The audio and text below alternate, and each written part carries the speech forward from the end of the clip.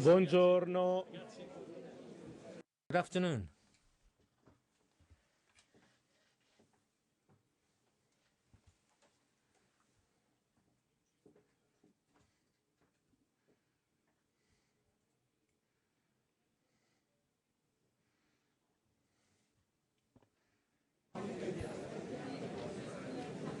Vi ringrazio.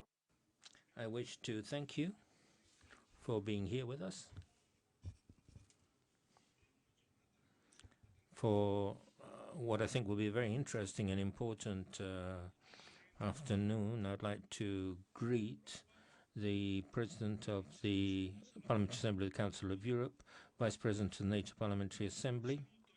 I also wish to greet the presence of the Italian delegation to both assemblies. I'd like to thank them for their commitment. I'm sure that they had a lot to do, but they were also assisted by the officers. I'd like to greet the Minister of Defence, and I'd like to greet all our colleagues from the Parliament. Thank them very much, many present, and I thank all the authorities, in particular these students, because I think their presence is very significant and important. 75 years ago, the Euro-Atlantic decision was something which was shared by the political forces in government, and it was undertaken with the idea of stabilizing the young European democracy and uniting it with the liberal democracy. Hadn't yet been admitted to the United Nations as a defeated country in World War II. Italy was a founding member of NATO and also of the Council of Europe. Transatlantic relations accompanied the process of European integration. The day after the fall of the Berlin Wall, the democratic organizations of Western Europe welcomed the countries of Eastern Europe and assisted them in a transition towards democracy. At the time where Europe would continue to breathe with two lungs, according to the metaphor expressed by John Paul II, these organizations were very important in promoting democracy in formerly communist countries. Their experience was characterized by a pursuit of democratic legitimization through the institutions of a parliamentary assembly. And this is the main reason why today's meeting is held at the Chamber of Deputies in conjunction with the Senate. The value of the two assemblies is the joint representation of majorities and the parliamentary opposition, and therefore a complement to the executive arm. This is distinctive of parliamentary democracy. Both branches of the Italian Parliament government have considered their relationship with these assemblies essential. They've sent delegations, they've hosted institutional meetings, and they've undertaken significant responsibilities as well as presidency of both organizations. Council of Europe and NATO continue to be organizations of fundamental importance for security and democracy. 75 years later, we find ourselves renewing a shared commitment, working unceasingly to build bridges for dialogue and cooperation, or to ensure that the values of freedom, democracy, and peace may accompany the paths of our children and future generations. As I've said recently at the G20 Parliamentary Assembly, people of goodwill at this time must commit themselves and must work actively to build bridges, dialogue, and peace. We've had 75 years of peace, and for this we need to thank our parents who worked for that, and now we too must do this for our children. And I think a meeting of this kind stresses this. I'd like to thank all those who've organized and worked towards the holding of this event.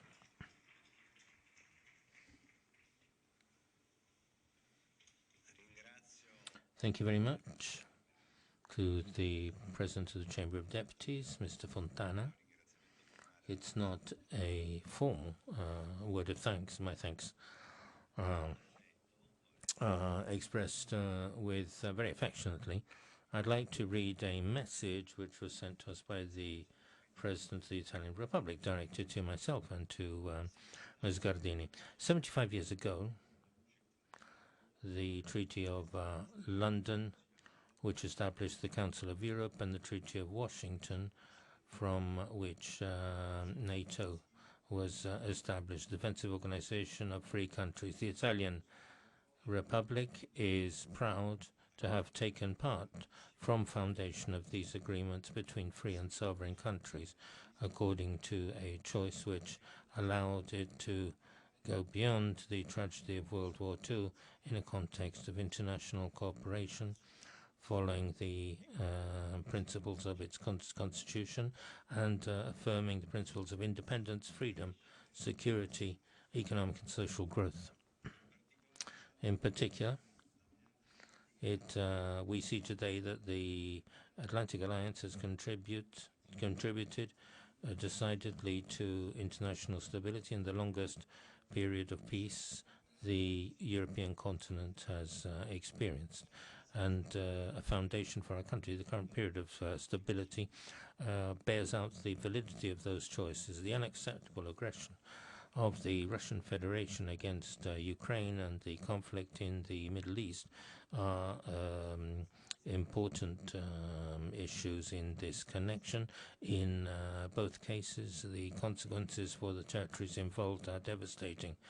The responsibilities of authorities in parliamentary organizations is precious in order to grow cooperation between European institutions and peoples and the spirit of common responsibilities. To all the participants at this meeting, I wish to express my wishes for very positive and fruitful work.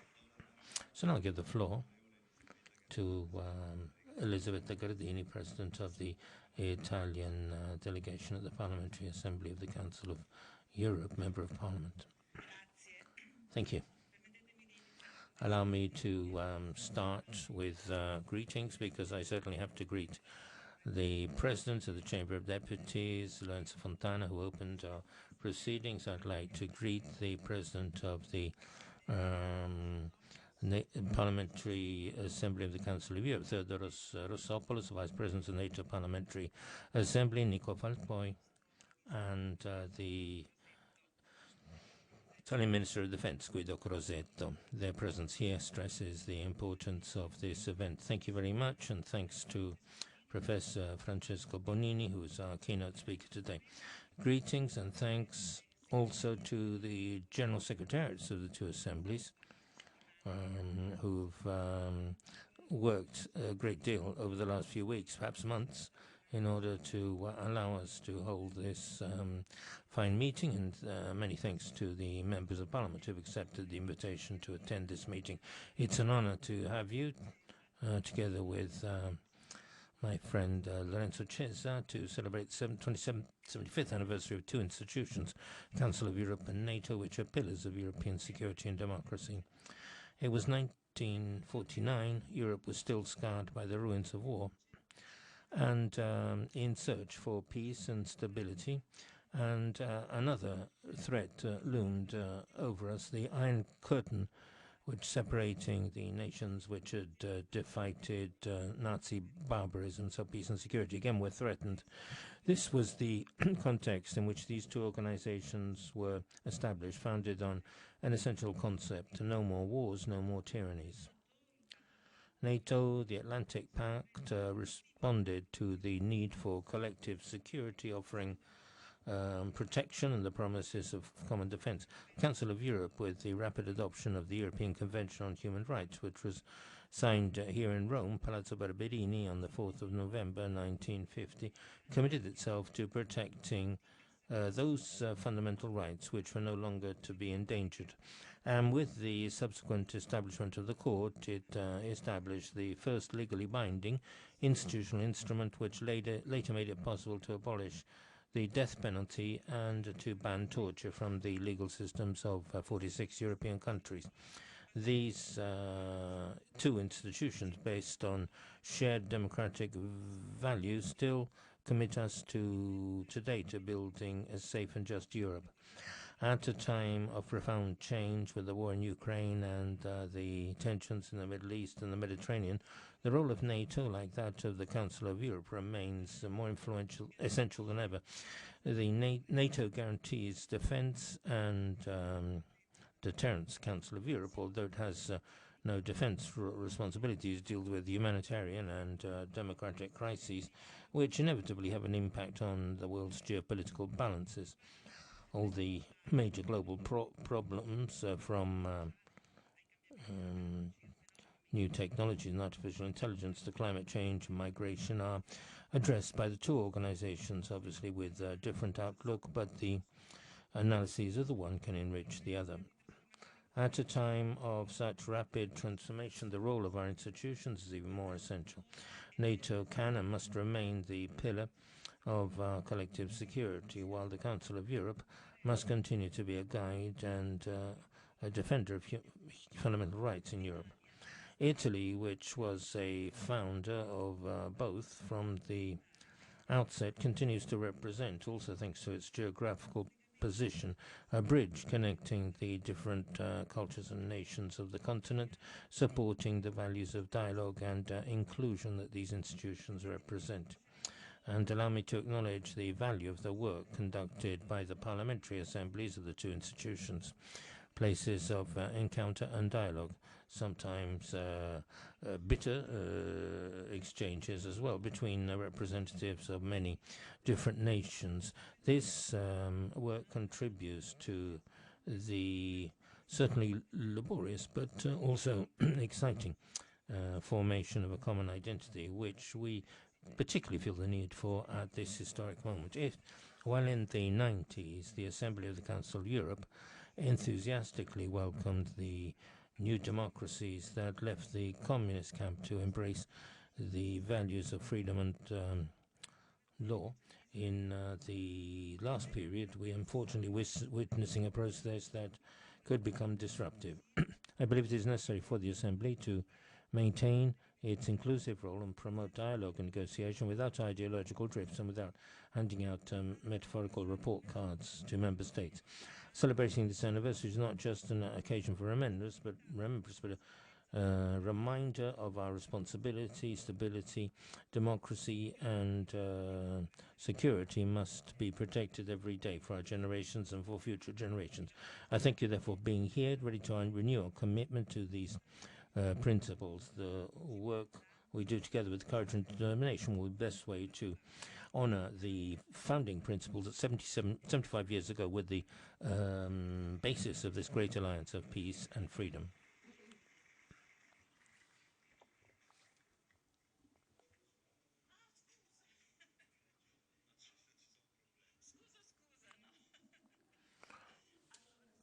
So, I'll leave the floor, of course, to the President of the Italian delegation to the NATO Parliamentary Assembly, my colleague and friend, a great friend, and a great colleague, Lorenzo Fontana.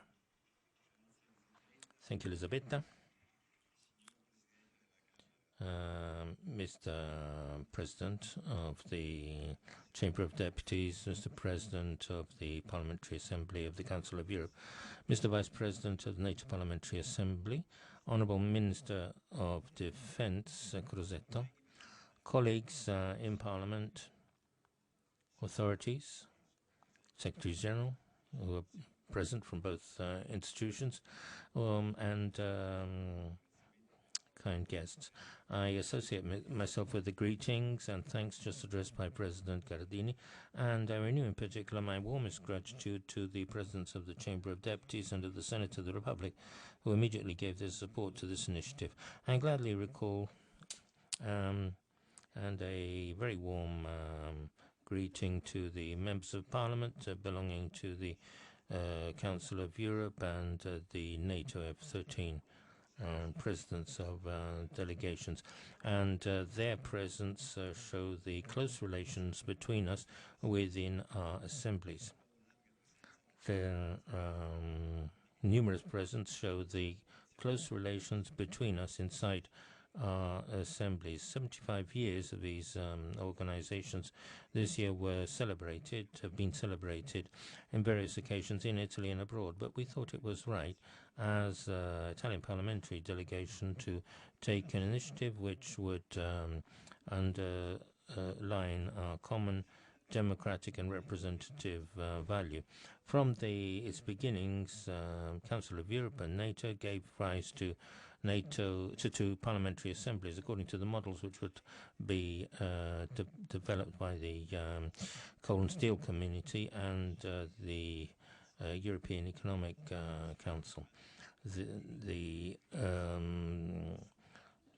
political value of the organizations and the role in international situations were underlined. The governments of the individual states, for the first time with their parliaments, shared major sectors of their foreign policies and submitted them to the scrutiny of a parliamentary assembly, even though on the second level. Italy experienced this experience as a founder member. 75 years ago, our country was experiencing the period of post-war reconstruction, thanks to the extraordinary possibility of our country to recover, and the Republican Constitution established new principles, and for the first time in their history, Italian women and men could recognize themselves in a free and democratic parliament elected by universal suffrage.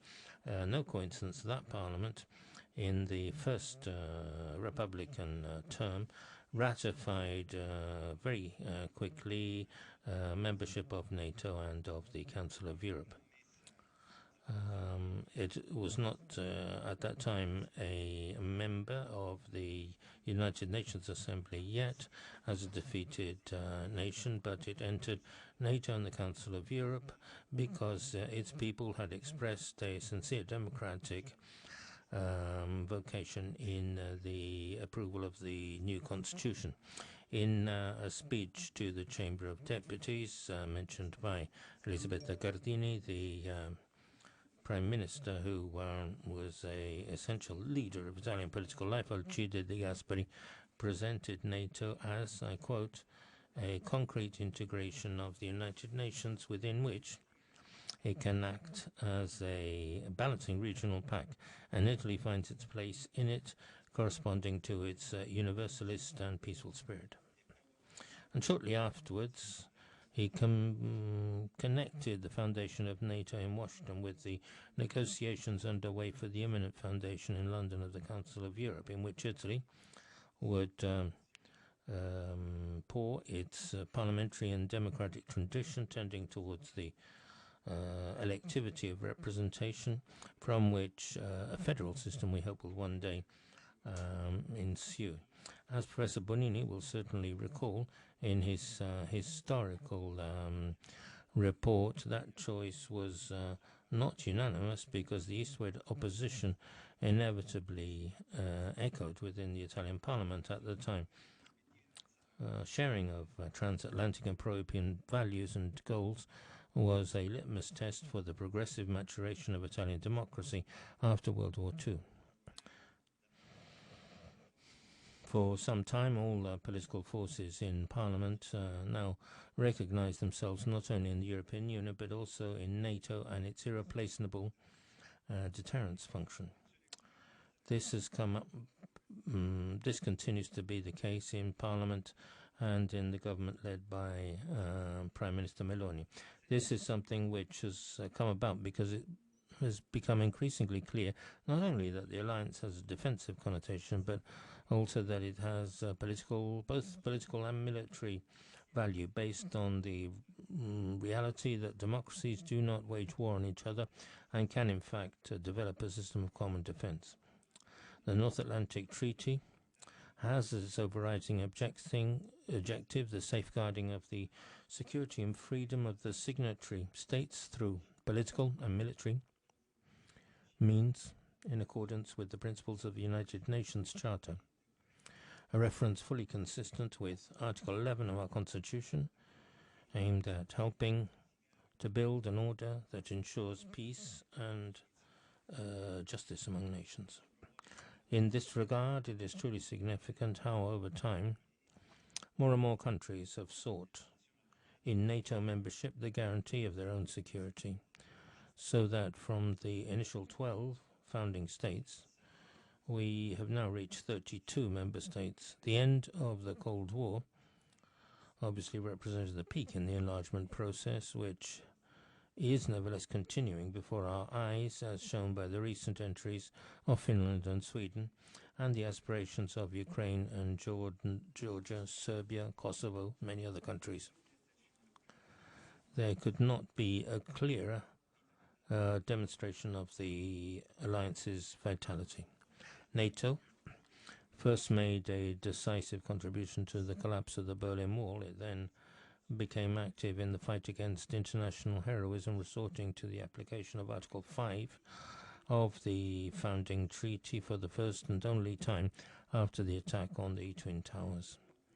And it is now once again committed to protecting international order and European security and supporting Ukraine against Russian aggression. As is well known, at first, even the erstwhile adversary, post-Soviet Russia, seemed interested in a concrete prospect of cooperation with NATO. It was the spirit of pratica di mare, which Italy had promoted by fostering dialogue between Moscow and Washington. But this prospect unfortunately foundered when it became clear that Russia had no intention of evolving towards democracy or renouncing the imperial hegemony, and therefore could never be compatible with democratic transatlantic values.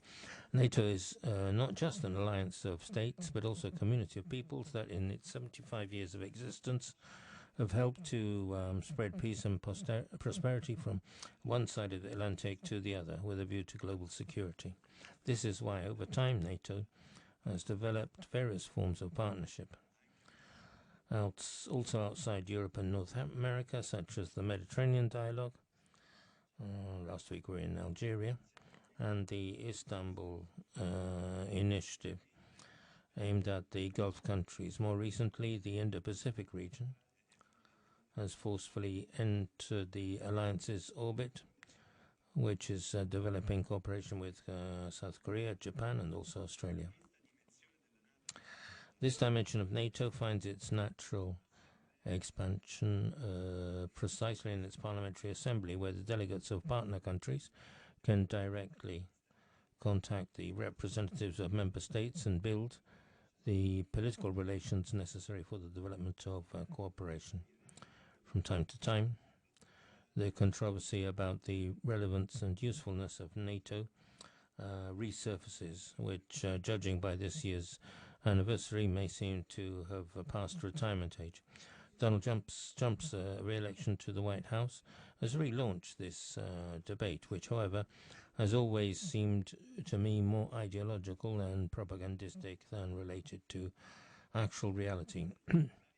The answer to these instrumental positions was provided in a clear letter by the NATO Parliamentary Assembly, approved at the end of May of its spring session in Sofia.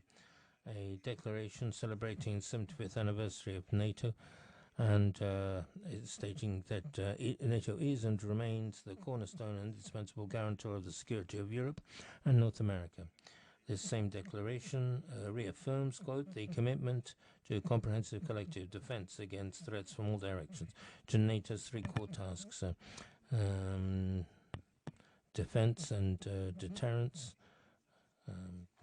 prevention, crisis prevention and management, and cooperative security. One thing is certain, the new generations will also need NATO in order to face an increasingly new era, increasingly dominated by strategic competition and asymmetric threats. It is because of this that we continue to operate inside these assemblies, and we all have a duty to give our future generations the possibility of living another 75 years of democracy, security, and most of all, peace.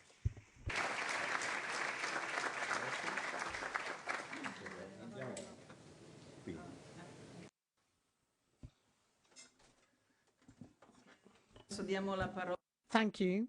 And now we have the pleasure of calling on Theodoros Rossopoulos, President of the Parliamentary Assembly of the Council of Europe. Just before entering this chamber, I had the opportunity and the honor to meet President Fontana and Minister Crosetto. And I was joking by saying that you have combined both peace and war, talking about, of course, the Council of Europe and NATO. And they replied in a way that, of course, we all will agree. This is not peace and war, this is all about peace. And both of these institutions are working about peace. I want to congratulate the Italian Republic, the Presidency of the Camera, the Ministry, the government, and of course the President of the Republic, who had who had the opportunity to hear his message earlier, for this event. You have been founding members of the Council of Europe. On behalf, I will speak today as the President of the Parliamentary Assembly. Dear participants, if I were to summarize the history of the Council of Europe in 3 statements, they will be: an engine of European unification, a custodian of shared values, and a guarantor of dialogue and compromise on the European continent. At its 75th anniversary, the Council of Europe can indeed be proud of its achievements. The values it establishes and promotes through its various bodies set moral and political benchmarks not only in Europe but around the world. Ladies and gentlemen, in 1943, right in the middle of the Second World War, while the battles were still raging and the future of Europe was still uncertain, Winston Churchill stated on BBC radio that after the victory, he was convinced to come the European family should unite under a supranational umbrella.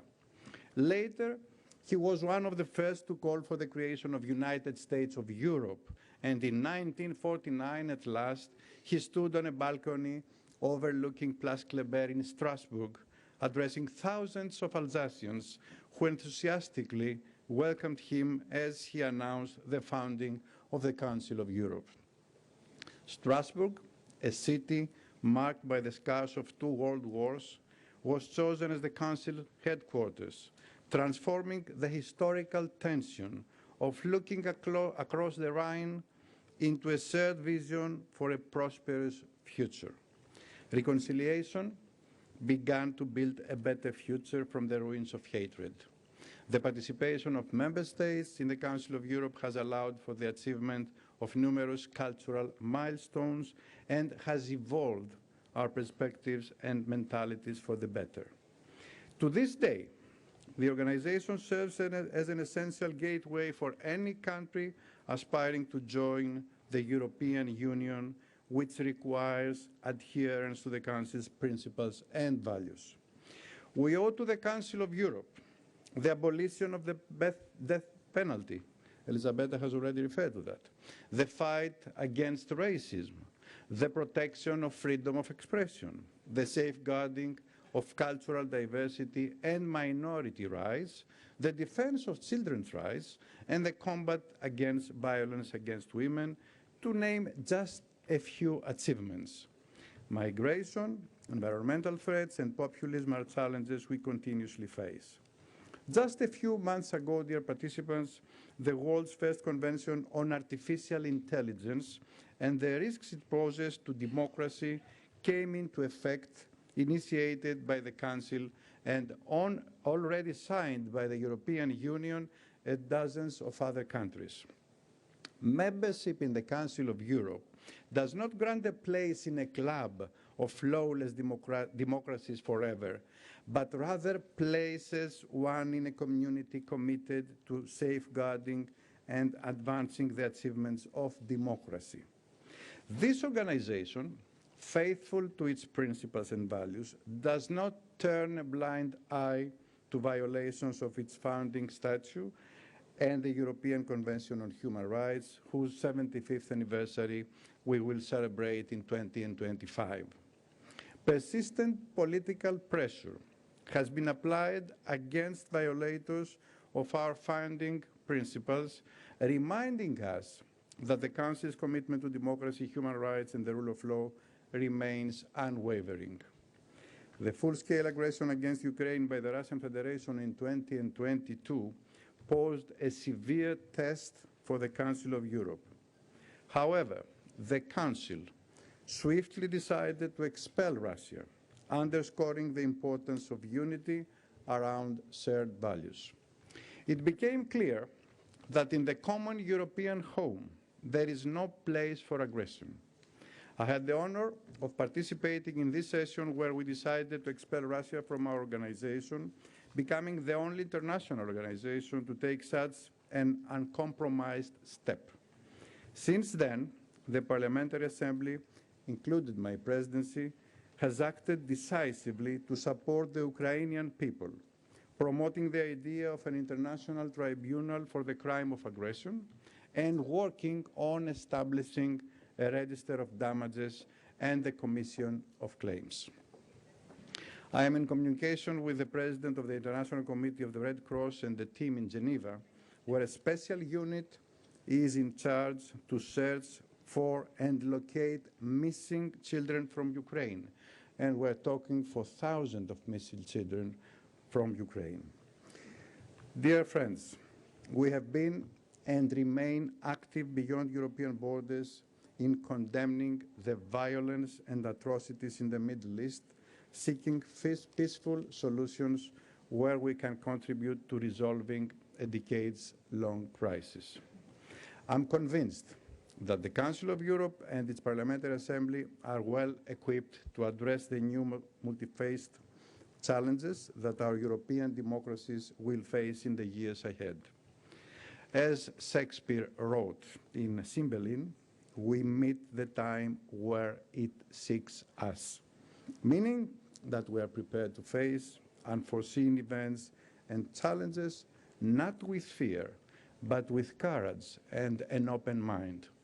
Thank you once again for organizing this event that celebrates the values under which all of us are united and work for democracy and human dignity.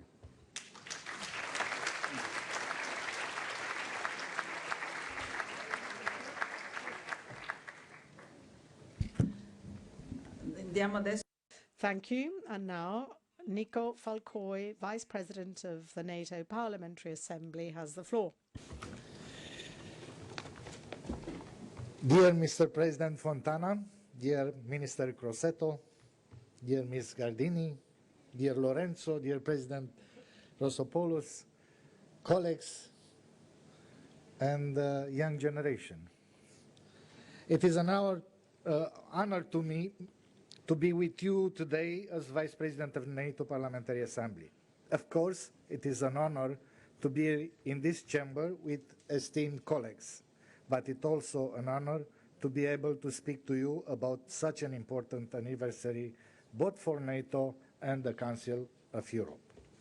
As I must convey the regrets of the President of the NATO Parliamentary Assembly, Gerry Connolly, who could not join us today. Gerry has been and remains a powerful champion of NATO's role in democratic security. His vision continues to inspire our Assembly and our work.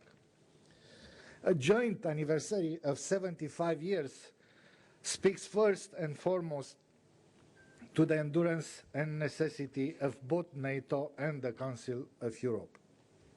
It also allows us to reflect on how the two institutions have reinforced each other throughout this time, particularly in democratic security.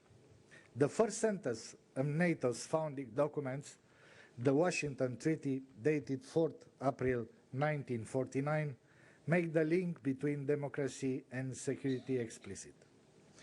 The NATO Treaty established that allies are determined to safeguard the freedom, common heritage, and civilization of their peoples, founded on the principle of democracy, individual liberty, and the rule of law. NATO 2022 strategic concept reinforced this value and commitments, recognizing the threat posed by authoritarianism and placing shared democratic value at the heart of NATO's response to today's challenges. Earlier this year, NATO celebrated its 75th anniversary at the NATO summit in Washington. The NATO PI Standing Committee issued a statement on that occasion. Some of its key points are worth repeating here.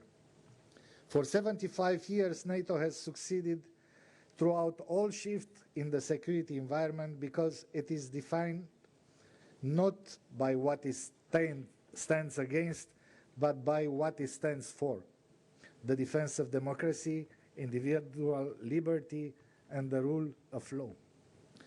As allies face a new era of strategic competition and their greatest test in the generation, NATO is and remains the cornerstone and indispensable guarantor of Europe's and North America's security.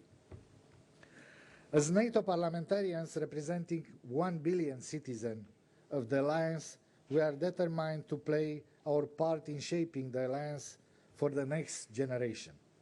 An alliance of democracies with a democratic resilience center in its headquarters. For 75 years, and even more so today, as we gather here to celebrate this shared anniversary, NATO and the Council of Europe remains indispensable partners to ensuring democratic security.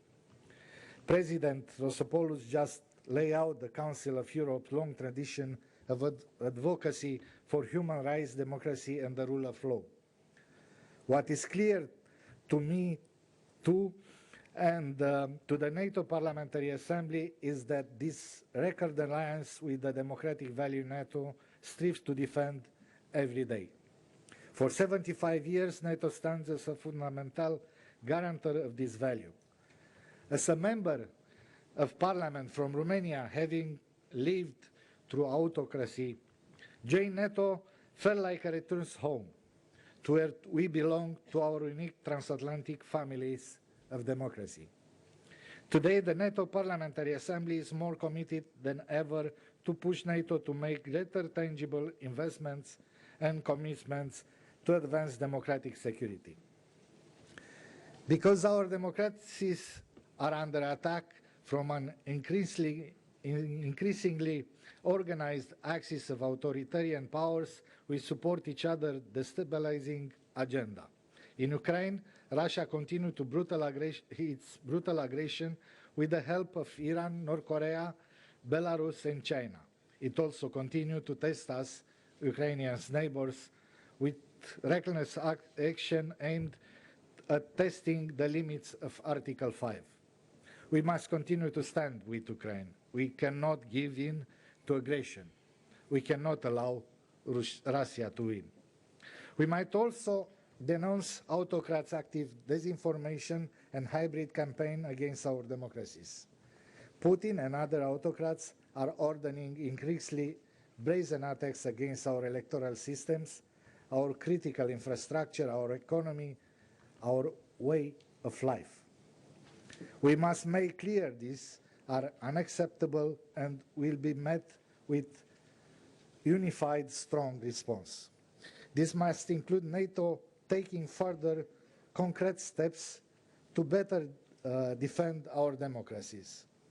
That is why the NATO Parliamentary Assembly consistently advocates for a Center for Democratic Resilience to be established at NATO headquarters.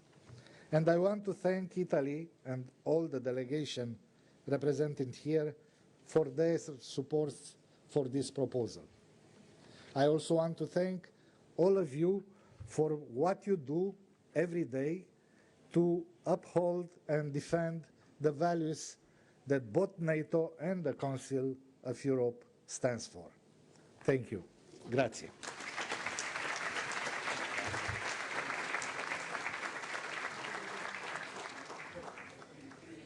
Grazie al vicepresidente Nicu. Do io la parola. So, give the floor to our Defence Minister, Guido Crosetto, who I wish to warmly thank, not just for being with us today, but his work, because I want to say we're the first country in contributing to peace missions and around the world, both for the UN and for other organizations. Many thanks. Thank you, Lorenzo. Thank you for the invitation. Thank you, everybody. Thanks to our host, Mr. Fontana, and Mr. Castellone for his presence, Elizabeth and Lorenzo, members Cesa and Gardini, and the leaders of the Italian delegations to the Council of Europe and the NATO Parliamentary Assembly, and to thank all the members of Parliament who will be discussing these two organizations, all the ambassadors and the students. We have many, many people with us today. I'll be very brief, also because in your introductory statements you've already raised the most important issues, and during the course of the afternoon I believe that the 75 years and what we've done over these 75 years will be highlighted. I'd like to focus on the coming 75 years, which I hope that in 75 years' time there'll be even more nations represented in a hall even bigger than this one, because it will mean that we've done a good job. But I want to speak of what I consider to be fundamental today, and I want to deal with this here today. I'm convinced that the times we're living in can only be dealt with by multilateral organizations. There is no future for individual nations. There is no possibility of thinking to a future of the world enclosing oneself in our national boundaries, because the challenges before us cross and run through all nations. So we're here today discussing NATO, an organization which is 75 years old, which was established with a very clear goal after the World War, the security and deterrence for certain countries. And alongside that, we speak of another organization, the Council of Europe, which seems to have a completely different goal: human rights, rule of law. But these are linked inextricably, because the basis of human rights and of international law and democracy are based on democracies are based on possibility of defending themselves, and NATO was established for what are democracies after World War II, with a number of values, both democratic, both in terms of international law, and in recent years, which we have defended obstinately over the last few years. We defended these principles with determination the first few years, and in a rather bored way in the last few years, because we got used to these organizations which need to continue, and as they continued, they seem to be dealing with the world, which seemed to be moving towards a normalization, where the idea that everything could be solved with peace and the war was becoming very distant. And we have, I believe, we've left these large organizations to deal with our common fate, to fail to develop. And first of all, in my opinion, the United Nations, because I don't see any other organization which can work for peace and democratic community more than the UN. Who else could go into Gaza? Who else could shoulder a peace process for Ukraine, the invaded territories, and deal with Russia? Can you think of any other international organization to step in when the bombs and the cannons and the guns stop? I don't see any other organization, and I don't see any other organization with the support of other organizations which exist, and NATO and CEO, the Council of Europe are others which can assist in this. But I want to also say that here we're talking about parliamentary assemblies. I think we need to take more responsibility than in parliamentary assemblies, because governments deal with everyday issues, and parliamentary assemblies must focus on the future, because the role of parliamentary assemblies is to establish the rules, the laws, the systems with which to govern the future. Too often governments have to chase urgent matters, and dealing with urgent matters makes it difficult to deal with the most important issues. That's why there's a division of power in democracies. This is therefore the fundamental role of parliaments, and in particular, and even more, parliamentary assemblies. In the Council of Europe, we have countries which still today have difficult relations. We have Armenia and Azerbaijan. And it is excellent for Armenia and Azerbaijan to be in the same organization. It is excellent because, Elizabeth was saying this previously, quite right, by arguing, by discussing and exchanging opinions, we reach a common definition, which is never easy in human affairs, which always requires a mediation, and mediation is based on dialogue. And we need to have the force of arms which defend us. I'm one of the advocates of the NATO's 2%, because we speak of NATO up to a few years ago. NATO was the United States, and all the members of NATO have to shoulder their responsibilities, which can't be left to solely to the citizens and the taxes of the United States. So we have to reach this 2% figure, but alongside defending ourselves, I think it's a dialogue and exchange which can create the conditions for the future we all hope we will live. And that's why I came here today. And I thank you very much, because we must encourage and incentivize your work. We have to make your work grow.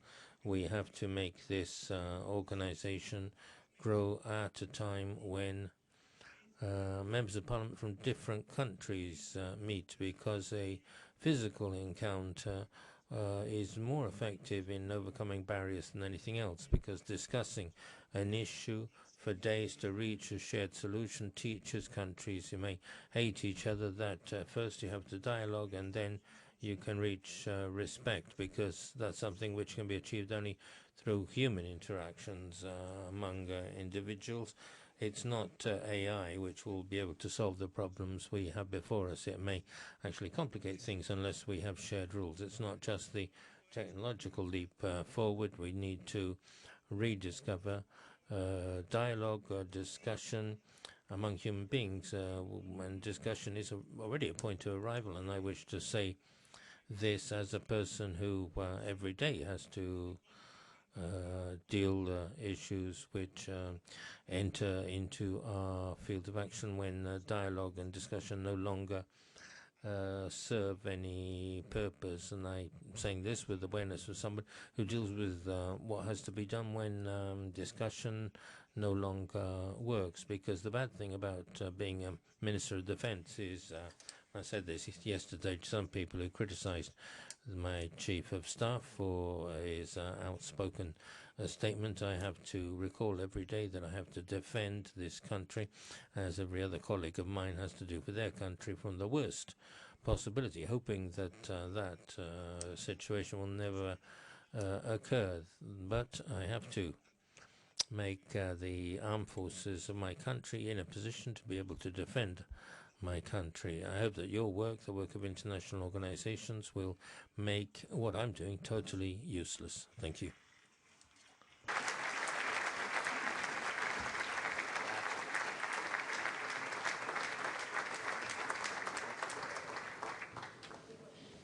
Grazie, ringraziamo davvero di cuore il Ministro Crosetto per le sue. We would like to thank Minister Crosetto for his very important remarks. And I was watching the young people in the audience who were listening very carefully. And now we're going to move on to the next part of our agenda. We will be hearing from our colleagues, members of the parliamentary assemblies, but we're going to be starting this. I'm going to thank Mr. Fontana and Minister Crosetto, who have to leave us. They have a very, very busy schedule, so we're very grateful to both of them for having been able to join us. And now, as I said, I am going to give the floor to the next speaker, our keynote speaker, Professor Francesco Bonini. He is full professor of history of political institutions and the dean of the Lumsa University. Thank you very much, and allow me to acknowledge all of the authorities present here today. If we're unable to go beyond our national selfishness, this wonderful Europe could go back to what it was 10,000 years ago, a small, poor, insignificant Asian peninsula. What is the fate of Europe, and what is the fate, in concrete terms, of its members? Well, this is the huge question that we've been asking ourselves since the end of the Second World War, and that is still particularly relevant today. I will try and do as Machiavelli suggested. We need to be clear about the beginning, and that is why I'm going to start by quoting Carlo Sforza, who in turn quoted Ernest Renan. Carlo Sforza repeats this phrase twice. The first occasion was the peace conference in Paris, and the second occasion was the Constituent Assembly of the Italian Republic. We're talking about the 31st of July, 1947, and in Italy, in the Constituent Assembly, there was discussion on the approval of the peace treaty. At the same time, between February and July, the context had changed, or to be more precise, the Iron Curtain had materialized, and it was a mirror of what was happening in some countries where there was the presence of socialist frontist countries and communist countries, in Italy and France and Belgium. Between March and May 1947, the Communist Party was ousted from the government. In Italy, the Christian Democrats, guided by Gasperi, and in the other two countries, we had the leadership of Paul Amadier and Paul-Henri Spaak. So the question that Sforza addressed became even more relevant, and the answer was finally given in 1949, and then once again reiterated in 1952, and subsequently in the years to come. According to the then Italian foreign minister, member of the Republican movement, it was necessary to succeed without going back to what Togliatti had raised on the 29th of July, i.e. whether Russia was or was not to be considered as part of Europe. And Sforza, with Ernest Renan in mind, said he couldn't imagine Europe without Russia, but to succeed, Europe had to consider what its true identity was and at the same time look beyond it. Within a cultural and political context that had taken shape at the end of the 18th century, that was characterized by Atlantic solidarity that was strengthened during the war that had led to the defeat of Nazi Germany and its satellites, and it was also at the heart of Reconstruction. Democratic leadership therefore had a twofold consistent commitment to the Atlantic and the European contexts, and between 1947 and 1949 we witnessed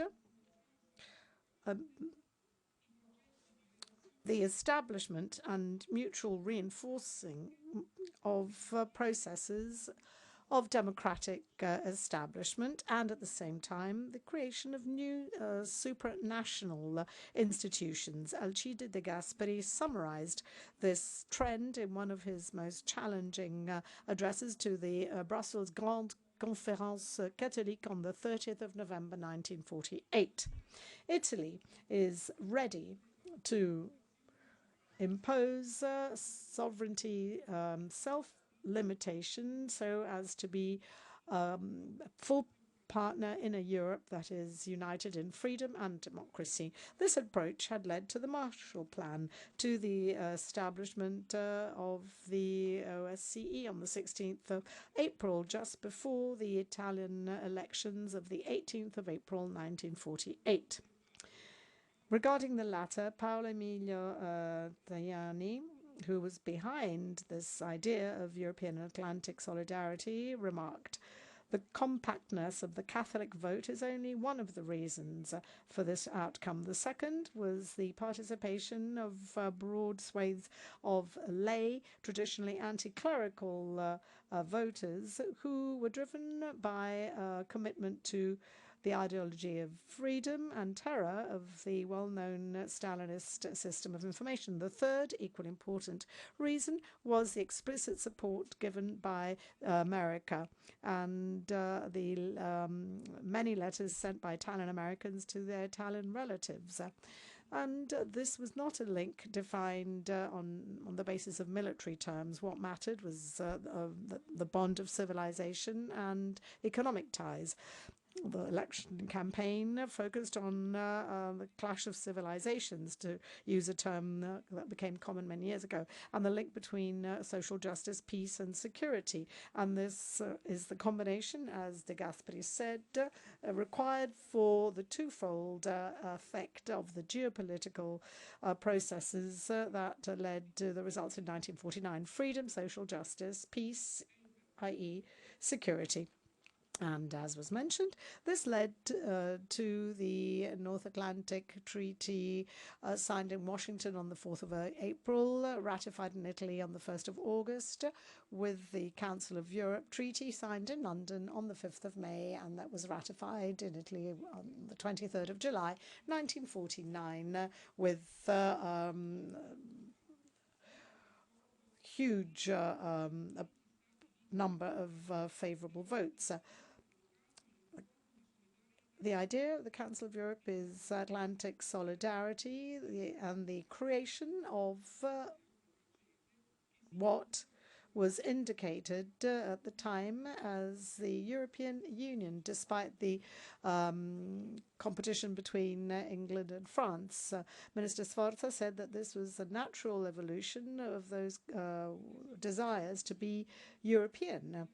There was a lot of debate on the geographical significance of Europe, on its historical and moral definition, but there's only one definition.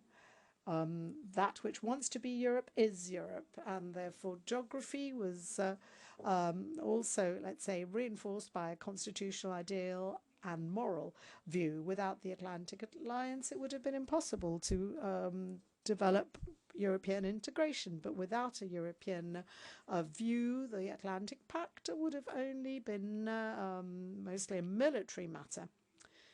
In this connection, and considering the significance of our 75th anniversary celebrations, the parliamentary assemblies, it should be stressed that in the Council of Europe and in NATO, the Italian government chose to confirm the prerogatives and constitutional powers of Parliament. In March 1949, Alcide de Gasperi chose to have a preventive parliamentary debate, stressing the link between the Marshall Plan, European Union, Atlantic Alliance, seen as a defensive pact, and at the same time as a convinced forum for the establishment of democracy. It wasn't just about voting, but it was about ensuring that the people understood this link, and de Gasperi made this very clear in a number of coordinated actions focusing on peace following the experience of a devastating war. De Gasperi wrote 3 articles that were published in in the daily Il Popolo. The first article was entitled "The European Union Wants Peace." And he mentioned the attempt to unite European countries in a common representation of governments and parliaments, starting with those states that share, let's say, the same political, commitments. There were some who were against this choice and who hesitated, and at the same time there was some controversy involving communists and para-communists, as de Gasperi called them, who claimed that ultimately it would have been necessary to tackle the issue of defense in the event of conflict. De Gasperi said possibly, but whatever the agreement in the future, in a central European mechanism, given the democratic nature of the participating countries and their commitment to Europe, this can only be a counter-assurance of defensive assistance operating under certain conditions established by Parliament. So he explained the European Union, the significance of a union that would ultimately have to address the question of defense, but doing this in a democratic fashion through the role of parliaments. And this brings me to the second article, published on the 18th of March, defining the process leading to the Atlantic Alliance. These paths are intertwined because they're all based on the theme of democracy. And de Gasperi writes, with reference to the negotiations towards the North Atlantic Treaty, indicates that the preamble indicates that there's commitment to safeguard common values and heritage based on individual freedom, rule of law, democracy, uniting for collective defense and maintaining peace and security. These words meant a lot at the time because everyone remembered only too vividly the significance of war, and we have forgotten what it meant, as was mentioned by the previous speakers. It's easy to reject any form of alliance with some military, let's say, implications, but it's hard to say that in the face of, let's say, the fact that we're talking about peoples that are free and parliaments guarantee democracy, a democracy that brings together the establishment of supranational organizations and democratic founding, let's say, values and principles. There's another article dated the 6th of March, which stresses the combined, let's say, effect of the Washington and London treaties, a collective experience that only excluded those that wished to be excluded. The very genesis of NATO, in fact, is not just a mere transformation of the Brussels Pact. It takes a broader, more comprehensive vision, as we see in the first articles of the treaty. Italy's membership was supported by France and confirms this and stresses this dimension. And this leads to the possibility of developing these two institutions and at the same time ensuring that there continue to be close links with the United States and Canada, but mostly with the United States, which then led to the Schuman Plan, 9th of May 1950, and the Plevin Plan, 24th of October 1950. And these were at the heart of the ECSC, as we know, and this solved the problem of Germany because it was too premature to make a decision otherwise. As De Gasperi said, on the 10th of December 1951, the Assembly of the Council of Europe, which plays a strategic role in that crucial historic transition as a forum for exchange and new visions with respect to the European community principle, this was an opportunity that was not to be missed. And in that connection, De Gasperi stressed the importance of establishing the foundations for a European community with a protective bastion that could enable us to build together, knowing that this is going to require a lengthy cooperation, building Europe, but also ensuring that Europe could be defended.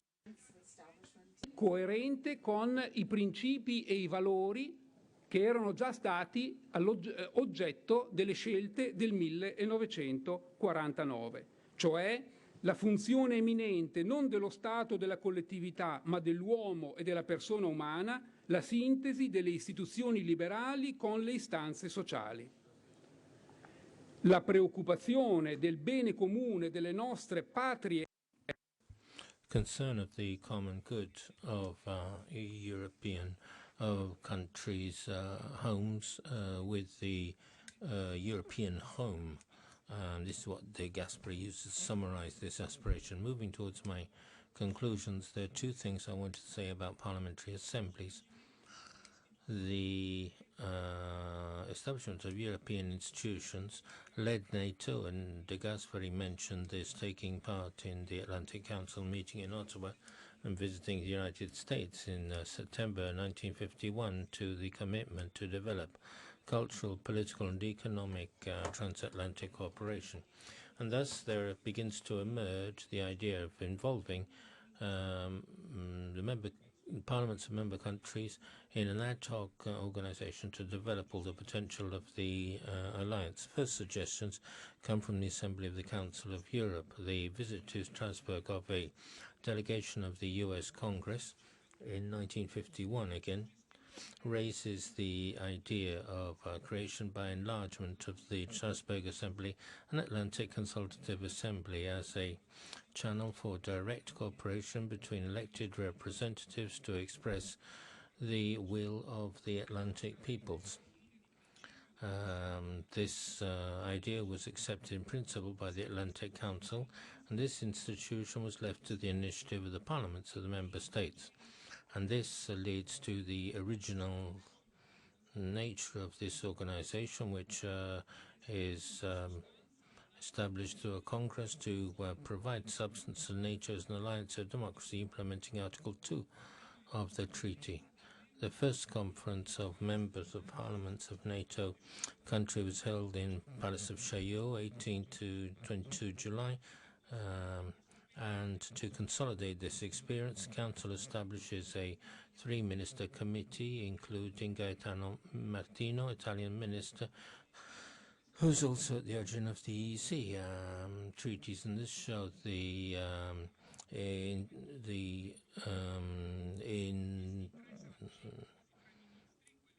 intricate bond between Atlantic institutions, European institutions.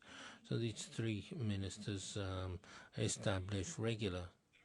begin to establish regular meetings of representatives of parliaments of member countries, until in 1966 the institution of the North Atlantic Assembly is formally established. An interesting development, enlarging the dimension of the military issues of NATO to cultural, scientific, economic and technical issues on the basis of common values and principles, establishing an original institutional structure which reflects the alliance in all its interests. And how qualified this assembly is demonstrated that a future president of the United States and a future president of France will be members of this assembly.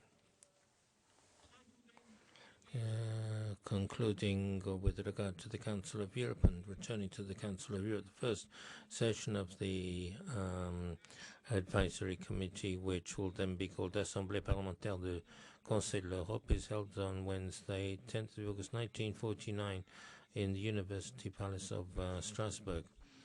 According to the statute of the Council of Europe, which entered into the force a few days earlier, on the commitment to promote the ideals and common principles of the countries of Europe, but also economic and social progress and cooperation in all fields. First, there was a broad spectrum which then focuses on the issue of rights.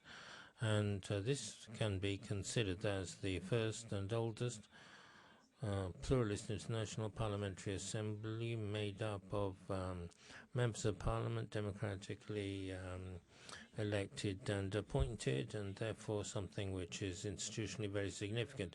And as we saw with regard to the Parliamentary Assembly of NEPA, this becomes exemplary very quickly, a milestone therefore in the history of political institutions. Here we cannot cover the whole history of the Assembly, where there were considerable expectations. In the discussion on the conversion law, again, Carlos Forza, who I started from, foreign minister at the time, said we will act on the level of reality. We need to show that we can create what is new in the social and economic sphere. And he speaks of single currency, and he speaks of students who will study not just in the university of one country, but will also be able to study in universities of other countries. Many years will elapse, but these concrete achievements will become a reality. If we go to Strasbourg just to do literary rhetoric, we're lost, he said. And so I'm not going to go into the details of that first assembly, but I'd like to point out that in the we have lived the country, one of the few women in the Italian delegation. Paul Spack is elected president, who was at the time Belgian foreign minister, concludes his address with the following word: Mon mot d'ordre, monsieur, est le suivant: au travail. Et grâce à nous, s'organise et vive la vieille Europe. May the old Europe live and thus becomes young. A commitment and a motto which can also apply to us, and which summarizes the value of the decisions and the democratic and European and Atlantic inspiration of 1949 and the path over these 75 years.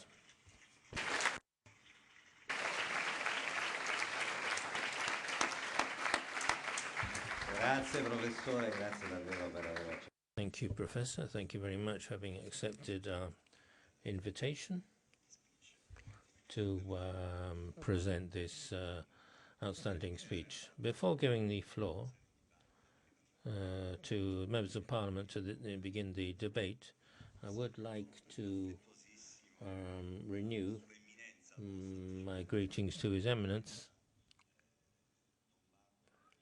Father Balderina, who's new Cardinal and Archbishop of the Diocese of Rome. Applause, and it's the Italy of the Pope. So I wish you very successful work. I know that the Pope's entrusted you to a very difficult job, but I know that you've already performed an excellent job in Agrigento, and I'm sure that your work will be very valuable for all of us here in Rome. So now we can open our parliamentary debate, and we start with Vice President of the delegation, Deborah Berganini. I just want to remind you that she's Vice President of the Italian delegation, but also Vice President of the European People's Party group. So she has many years of experience at the Council of Europe, and so we'll be listening with great interest to what you have to say.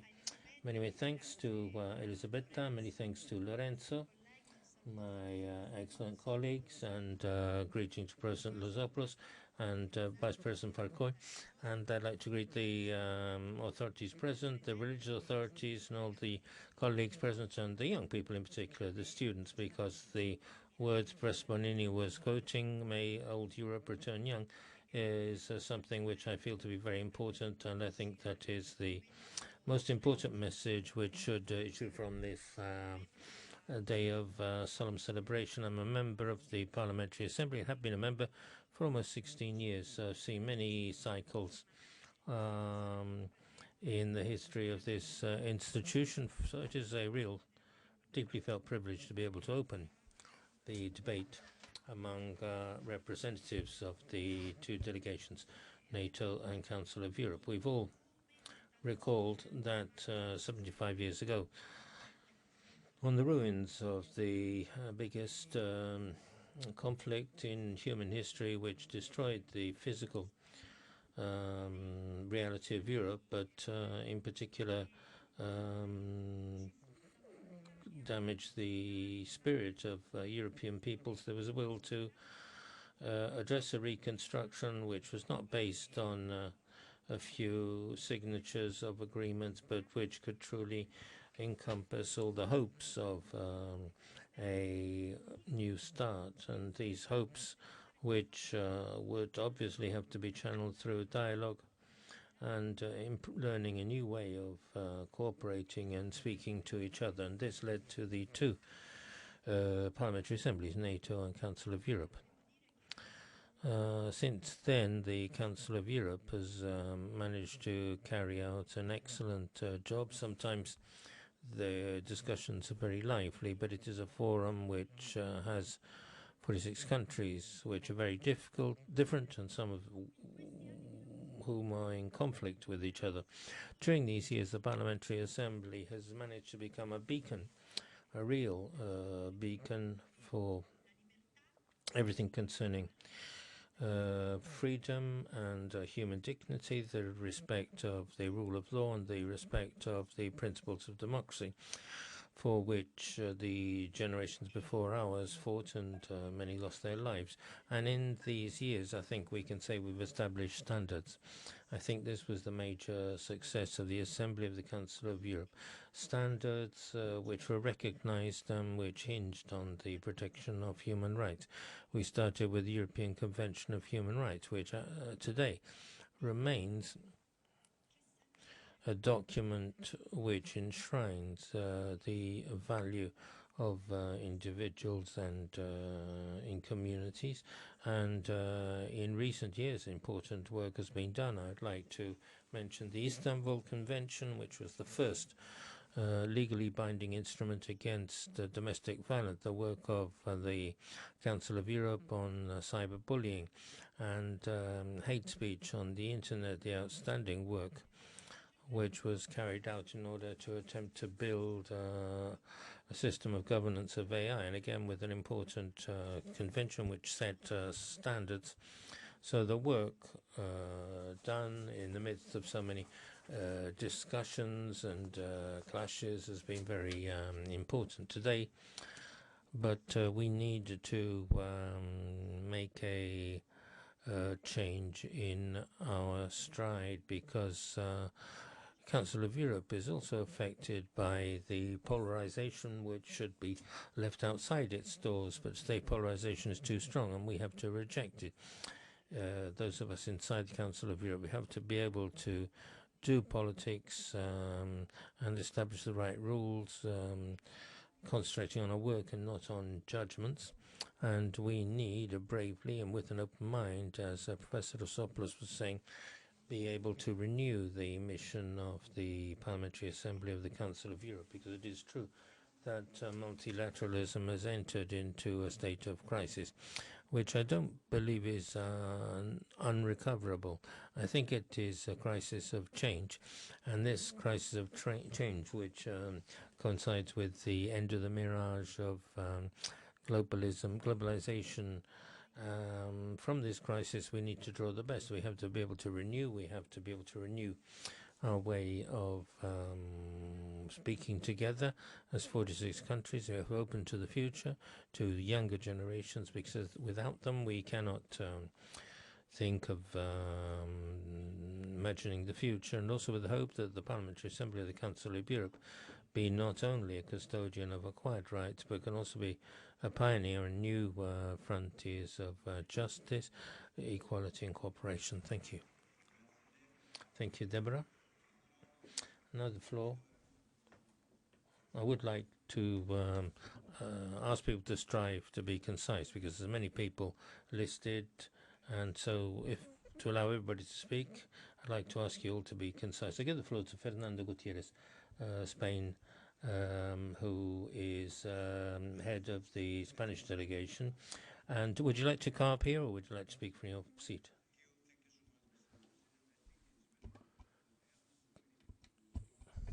I think it's better to stay here.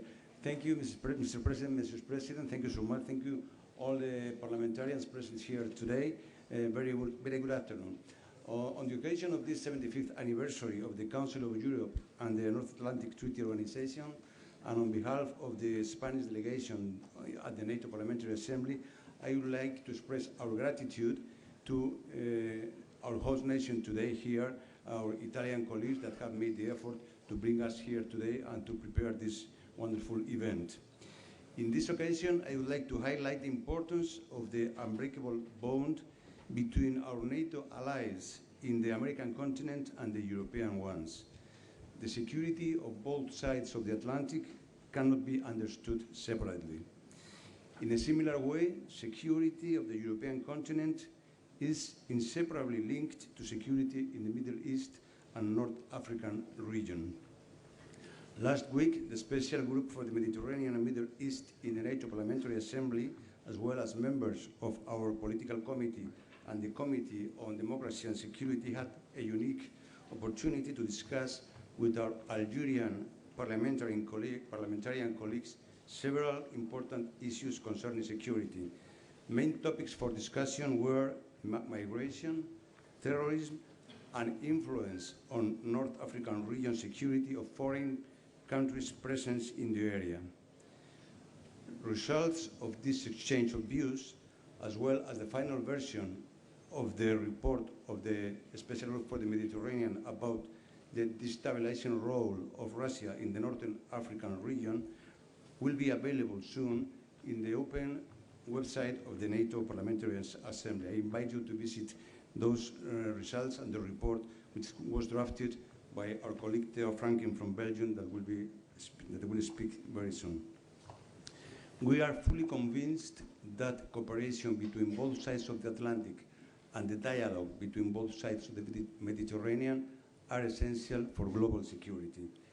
Congratulations to both organizations on this 75th anniversary, and many thanks to the organizers and to all of you that have come here today to share this special moment. Many thanks. Grazie. Thank you also for being so brief. So, il prossimo speaker. The next speaker is from Ukraine, Oleksiy Goncharenko, a colleague who is chair of the Commission for Refugees, Displaced Person at the Council of Europe. I know he's been studying Italian, so maybe he's going to speak in Italian now. Anniversary. I'm so sorry. I'm not in celebration mood. I came from Ukraine, where this morning and yesterday night Europeans were killed by Iranian drones. I came from Ukraine, where we are now fighting already with North Korean soldiers in Europe. North Korean soldiers are in Europe fighting against Europeans. That's what's happening right now, today. Do we really have what to celebrate? I think we are speaking now about two pillars of our values, NATO and Council of Europe. Let us be frank. The real pillar for the moment is one, and it is the United States of America. And we should be ashamed that we followed US elections more than our own elections, because so much is dependent who will be elected on another side of ocean. We here in Europe, we should be ashamed, because we are the biggest economy in the world, and we're afraid of Russia which has economy of one Spain. We are Council of Europe, 700 million people. NATO, almost 1 billion people. And we are afraid of 140 million people Russia. What would we do with more than 1 billion people China in this case? With a really big economy. We need to make lessons as quickly as possible. We need to unite and we need to be strong. We need to weaponize ourselves. That's the moment to do it right now. Ukraine is fighting for our common values, but we are bleeding. And we can't do this forever without your real support, without your real shoulder to shoulder with us. The question is, can it happen that barbarians can come and destroy the civilization? The answer is, where we are now, we are in Rome. We can see the ruins of wonderful civilization, which was destroyed by barbarians who came. And now, I have news for you, unfortunately, from Ukraine. Barbarians are at the gates. And now it's the question whether we will defeat them or they will defeat us, and the world will go to the dark ages once again. Thank you very much.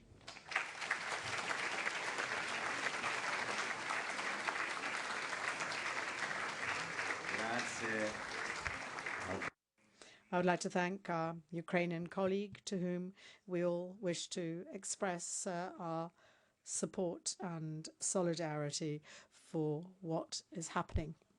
And we're also very concrete in expressing our solidarity. And now to my friend Marcos Perestrello de Vasconcelos, Portugal Vice President of the NATO Parliamentary Assembly and Vice President of the Portuguese delegation to the NATO PA. Over to you. To greet you all in the name of the Portuguese delegation, which brings members from the NATO Parliamentary Assembly and also from the Parliamentary Assembly of the Council of Europe. And I greet you in the person of Lorenzo Fontana, which is the President of the Italian delegation to the NATO Parliamentary Assembly, but he is also a very good friend and is also a political reference in the NATO Parliamentary Assembly and an example of the high quality of the participation of the members of Parliament of Italy in the NATO Parliamentary Assembly, which many of them I can see here on this occasion. Both NATO and the Council of Europe have clearly expressed that supporting Ukraine against Russian aggressions is their top priority. In the case of NATO, this is in fact clearly high on the political agenda coming out of the Washington summit last July. The new US president-elected mentioned during the campaign that if he had been the incumbent, the conflict in Ukraine would never happen, and that if he were elected, he would be able to end it very quickly. Europeans need to support the peace efforts, but peace cannot mean Ukraine's defeat. Because a Ukraine defeat in this conflict, it will be undoubtedly a threat to Ukraine, terrible to Ukraine, but also a threat to the transatlantic security, with costs that are expected to be sustainably higher than the military support that Europe, but above all the United States, have been giving to Ukraine. However, Europe seems to be hesitating when it comes to taking charge of his own future. NATO Secretary General Mark Rutte, reacting to the US election results, said that the last American presidents are right and that Europe must strengthen its military capacity. Prime Minister Meloni also called for the EU to focus on itself, on issues such as tariffs, competitiveness, or defense. The Draghi report shows the way to a more competitive Europe: political reforms, reducing energy costs, investing in reindustrialization, strengthening research and development, investing in innovation. consensus on these issues seems settled, but the transition from words to action is still lagging behind.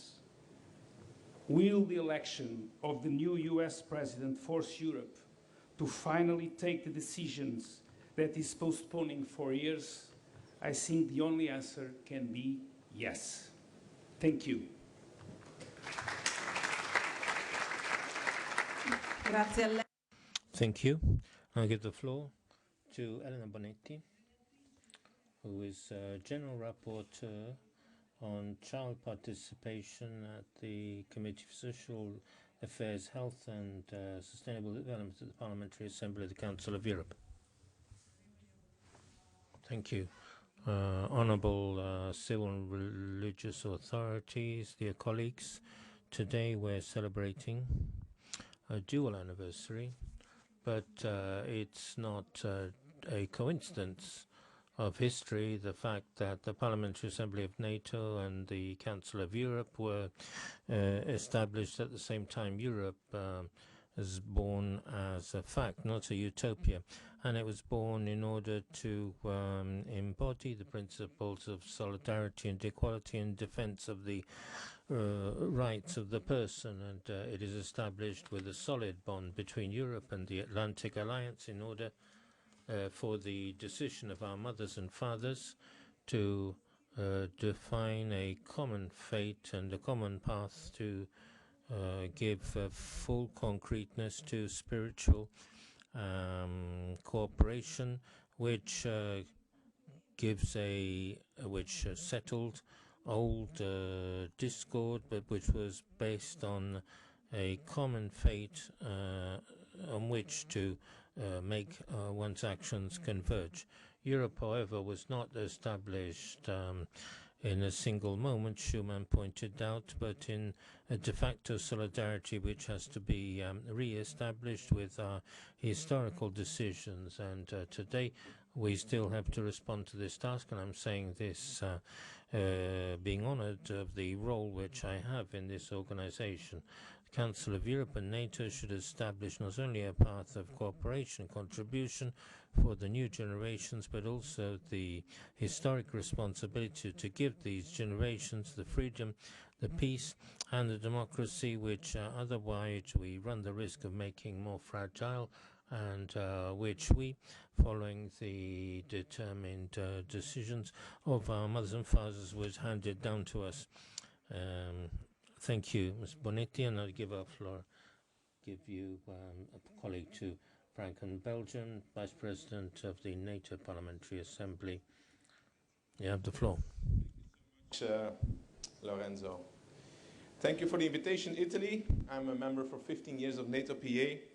And Italy is very present. I've never been here. It's the second time. First was a GSM meeting a couple of months ago. And this is the second time invited in Italy. Italy takes the lead. And I think it's a good thing. I see a lot of problems in European countries, also in mine. We don't have a government yet. We're world record holder, Belgium, so it can take some years before we have one. But also in France, we see that in Germany, a lot of European countries have difficulties, political issues, big concerns. And Italy takes the lead, and I'm convinced we need Italian leadership. So thank you, Elisabetta, I don't know you, but thank you, Lorenzo, and all the Italian colleagues here in the room. And Rome, my God, what a beautiful city. I'm here with my wife, so thank you. The food, the wine, the people, you're so nice. This is really one of the nicest cities, maybe the most nice city I ever been in all my life. So what to do? Dear friends, si vis pacem para bellum. If you want peace, prepare for war. It's they say it in Latin, but in English it's pretty tough as well. We need to step up our defense spending. We need to create more defense industry. We need to increase production. And not only conventional war is at hand, but also hybrid warfare. Cyber intrusion, migration, electoral interference, we have it all. We need to stop illegal migration. We need to stop it fully. It is the kerosene tank for the anger that makes extreme right win so much elections in the West. And I was I was listening to your minister, Minister of Defense, Mr. Crosetto. I think he's a very intelligent guy. Belgium is one of the founding fathers of NATO. We are founding father of EU, and the Treaty of Washington was first the Treaty of Brussels. So I think that I can tell you with a lot of efficiency and with a lot of power and strength that Belgium is one of the believers and creators of multilateralism. But when Mr. Crosetto tells that the United Nations is a solution, I'm very critical. I don't think the United Nations at this point will have the solution for Gaza, will have the solutions for Ukraine. I think for the moment, the United Nations, it's a line without teeth. And when I see that the Trump administration is coming with Elisa Stefanik as the new United Nations ambassador for the United States of America, I'm very, very skeptical. So multilateralism, yes, but United Nations, I don't know. We need to dialogue more. That's for sure, absolutely. And that's why we need these parliamentarian institutions. We need NATO PA, we need PACE. You're doing a great job. We're seeing each other more than we ever did. And I think it's important that we keep on talking, keep on dialoguing. But as you know, not only talk, but not only the words count, but only the deeds. And when we hear our colleague from Ukraine, this is very, very painful. We are losing the war, and everybody is hesitating to put more effort in it. So please, I hope that it will not only remain by precious words, but also the deeds need to follow. And Belgium will be there at the first hand. Thank you so much. Grazie. Non so se sia stato un problema di Thank you. Well, Minister Crosetto said that we need institutions that can be the solution. So I think you're on the same page. And now over to Pablo Iglesias, Spain, Vice President of the Spanish delegation and above all, President of the EPP at the Parliamentary Assembly of the Council of Europe. Thank you. This event here in Rome, where 2,000 years ago the Senate was the first European Assembly. Today is a very important anniversary. 106 years ago finished the First World War. We are also celebrating the 75th anniversary of the Treaty of London, signed by 10 countries, and some weeks later the treaty that founded the NATO with 2 more countries. In a divided Europe, on the brink of a war, in 1949, the Western democracies put the rule of law and the transatlantic relations as the 2 pillars of its actions. Both institutions had a very important parliamentary dimension in a moment that existed a solid consensus between the political forces of the right and the left, the EPP and the Social Democrats. The extremists had been defeated in the war, or were the biggest threat because of its dependency of the USSR. Here in Rome, we can say that our political stability was founded on a solid stone: the unity of our societies. The division and polarization of the 30s was seen and mistaken and the cause of the Second World War.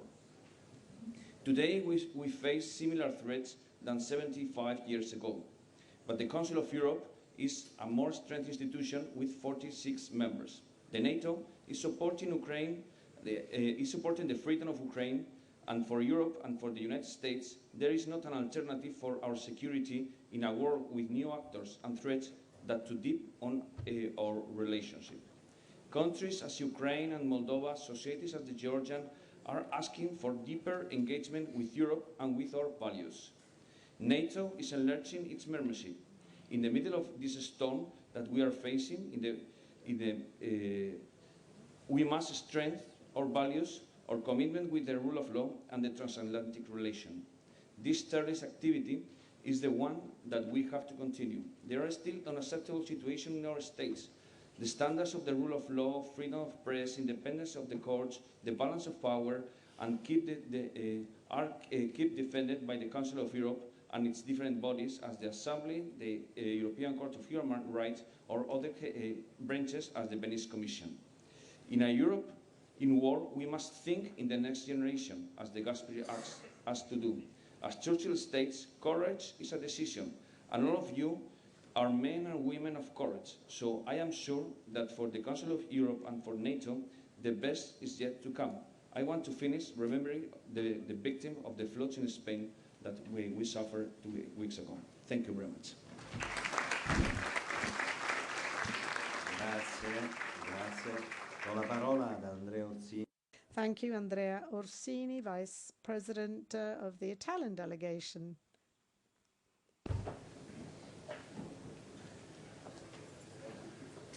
Grazie Presidente. Thank you very much. I would like to extend my warm welcome to all of our friends from the NATO Parliamentary Assembly and the Council of Europe Assembly, and we're honoured that they have come here. This bears witness to the importance of parliamentary diplomacy. Parliamentary diplomacy is not always fully understood. It's true, it does not have any decision-making power, but because of that, parliamentary democracy makes for a freer, more open debate, enabling us to better understand each other. And this allows us to have a very frank exchange and improve, let's say, our relationship. We know that many friendships have, let's say, grown thanks to these institutions. Obviously, there's another fundamental reason why we have to recognize the role of parliamentary assemblies, and that is because we represent countries where parliaments have a role. The free world, Europe, the United States, and Canada, with only a handful of other countries in the world, are millennial democracies that we believe in. In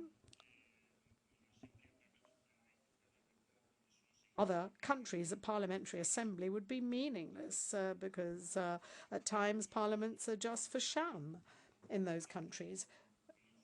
I think that, and you would probably agree, that NATO matters now more than ever. Rumours, theories about a weakening of the Atlantic link, I think is something that is not going to happen, no matter who is President of the United States. This is not a possibility because the very strong bonds, the shared values and interests that underpin our transatlantic relationship matter now more than ever, given the complexity of our times, and this is in the interest of both Europe and the United States. That said, of course, Europe must be prepared to shoulder its political, military and diplomatic responsibilities. Thank you. Thank you. I'll give the floor to Ingrid Skau from Norway, President of the Norwegian delegation and Vice President of the European People's Party group at the Parliamentary Assembly Council of Europe. To the Italian delegations, to Paesi and NATO for creating this opportunity to... Yeah, I think it's micro, but it's not so close to my mouth. Okay, you hear me now? I have to start again? No. It was a thanks to the Italian delegation to both the opportunity to both celebrate but also highlight really this organization Paesi and NATO for creating the opportunity to be here. It's crucial for keeping peace and ensuring democracy and human rights in Europe and beyond. Thank you for choosing this date, November the 11th. The 11th day of the 11th month, at 11 o'clock, the fighting on the Western Front ended. The First World War was coming to an end, and I sincerely hope that an end on the ongoing war on our continent will come soon. A lasting just peace in Ukraine is dependent on justice for Ukraine and holding those responsible for the war to account. I am interested to hear more about how you, our two organizations, working to secure lasting peace for Ukraine, and how can the Council of Europe and NATO complement each other on a path towards peace?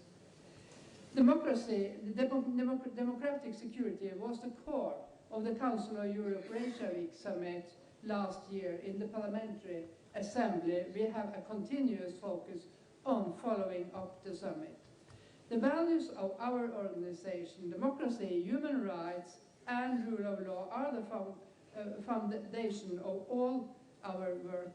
The Reykjavik Declaration was a commitment to these values for the 46 member states. As a follow-up to the summit, the Norwegian government is preparing a white paper on democracy, human rights, security, and the rule of law in Europe. How democracy is a prerequisite for European peace and security will be an important part of the white paper. NATO is a military alliance, a guarantor of security in Europe and across the Atlantic.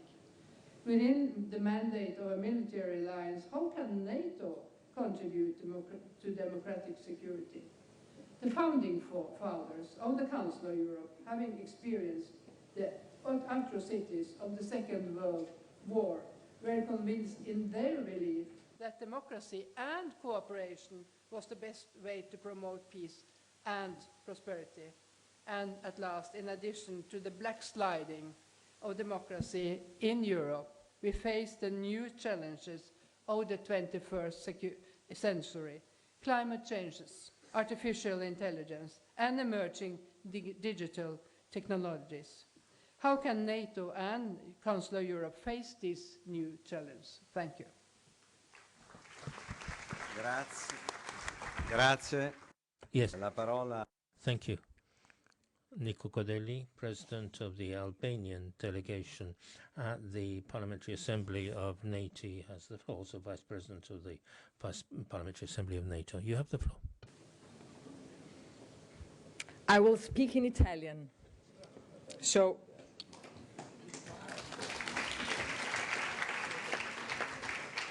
no, mi sono messa qua davanti a voi. No, I sat here. I stood up here in front of you because young people have to see my face when I speak to them. I'm from a country which experienced one of the harshest regimes. I was born and grew up without being able to speak out on my opinions. My father was scared of speaking to me in Italian, even though what he did is another reason for why I speak Italian. I grew up with a Kalashnikov on my weak shoulders from the age of 14, and I lived a warrior's life in a way. So I'm one of the few present here who know what it means not to have lived in freedom and not to have the rights we have now. And this led me to understand that my personal war, my power as a young person and an older woman today, were worth it in the same way that it is worth it to make another commitment today, all of us, to give you a better future. 75 years is nothing when you think of human history. But it's 3 generations, and you have no idea what your grandfathers did. Your life is more framed by TikTok than anything else. But we have to accept that your life is framed by TikTok, and therefore we have to be here, all of us, and together build confidence. There is no country in the world, large or small, important or not, new or old, which can make it alone. If we don't build trust and also the trust that Ukraine can win the war, we will never, ever be able to build a future. And these 75 years of Council of Europe and NATO will be worth nothing if the future will be different. I belong to a generation which listened to Paul Simon. Maybe the young people here are asking who the hell Paul Simon is. He was somebody who sang A Bridge Over Troubled Water. There will always be troubled waters in this world. History teaches us that. But we have to be there, building bridges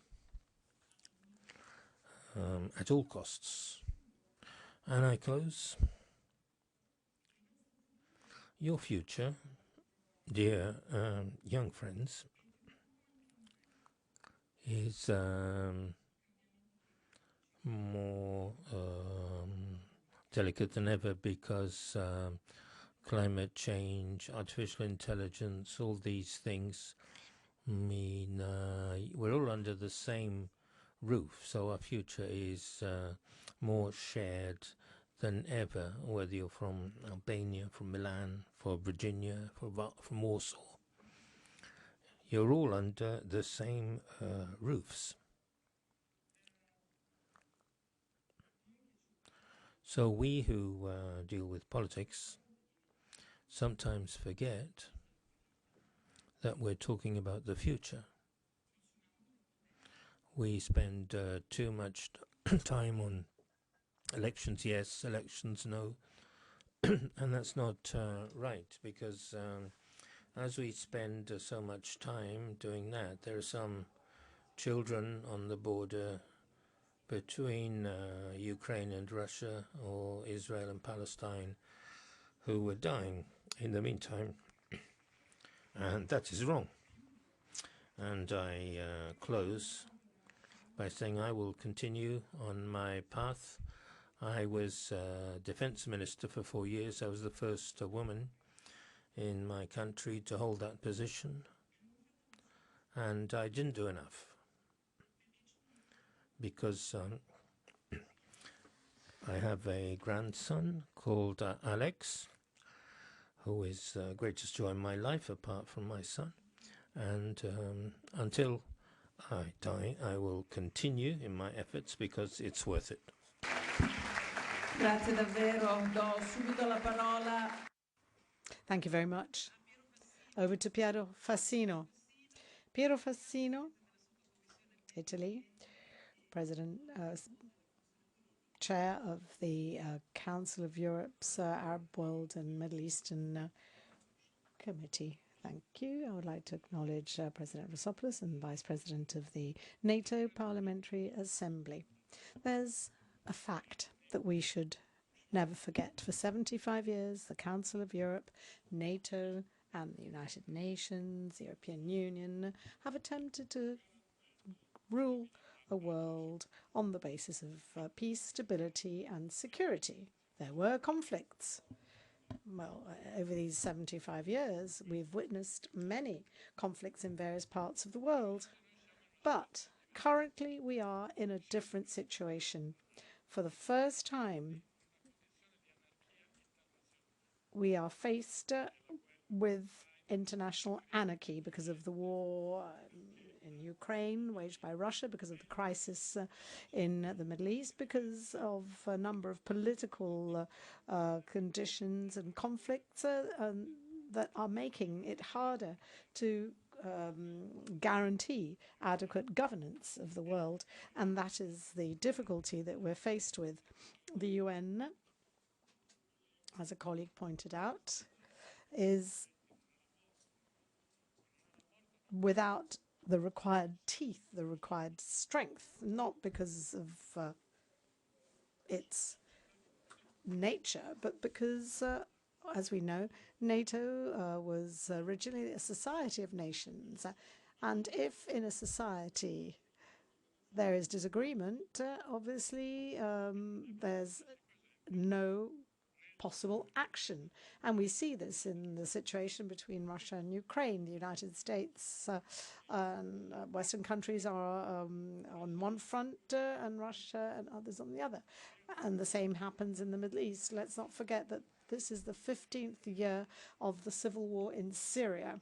Until only a few years ago, we would switch the TV on, and every evening we would witness the devastation and the destruction in that context. And then, as we know, we tend to forget, because there's breaking news. Nobody talks about that war, but it's still ongoing. And when we watched those images of devastation, we would all react saying, but why can't we stop this killing? And the simplest answer was the UN should act. But because when it comes to Syria, the positions of Russia and the United States are different when it comes to Syria, because consensus is required in the Council, in the Security Council, the United Nations has not been able to act. The civil war in Syria continues, and all the UN can do is to provide some humanitarian assistance, not because of any fault of its own. If international institutions are societies of nations, we need all members to be held equally accountable. The difficulties of the UN, of the European Union, or our organization lies in the jealousy of nations. We either understand that, as Minister Crosetto and others have said, that we have to act together because nobody can address these massive problems alone, or we will continue to be in a situation of international anarchy. One final consideration. This situation of international anarchy has worsened because of the following. President Rousopoulos and the other speakers have quite rightly pointed out that NATO and the Council of Europe were established on the basis of shared values: freedom, democracy, civil rights, human rights. Those rights, for a long time, were recognized by the world as being universal rights. Indeed, there were bloodthirsty dictators who claimed they were democratic because they believed that those democratic values were universal, and therefore they were considered as upholding them as well. That is no longer the case. And I know that if you have spoken to leaders in Asia, Africa, the so-called third world, those countries where rights are not respected, and we say, but you are not respecting these rights, the answer inevitably is, these are your rights, they're not ours. And this is not a minor point, because to guarantee an orderly world based on common values is not an easy task, and it is only if you have this foundation that you can achieve peace, security and democracy.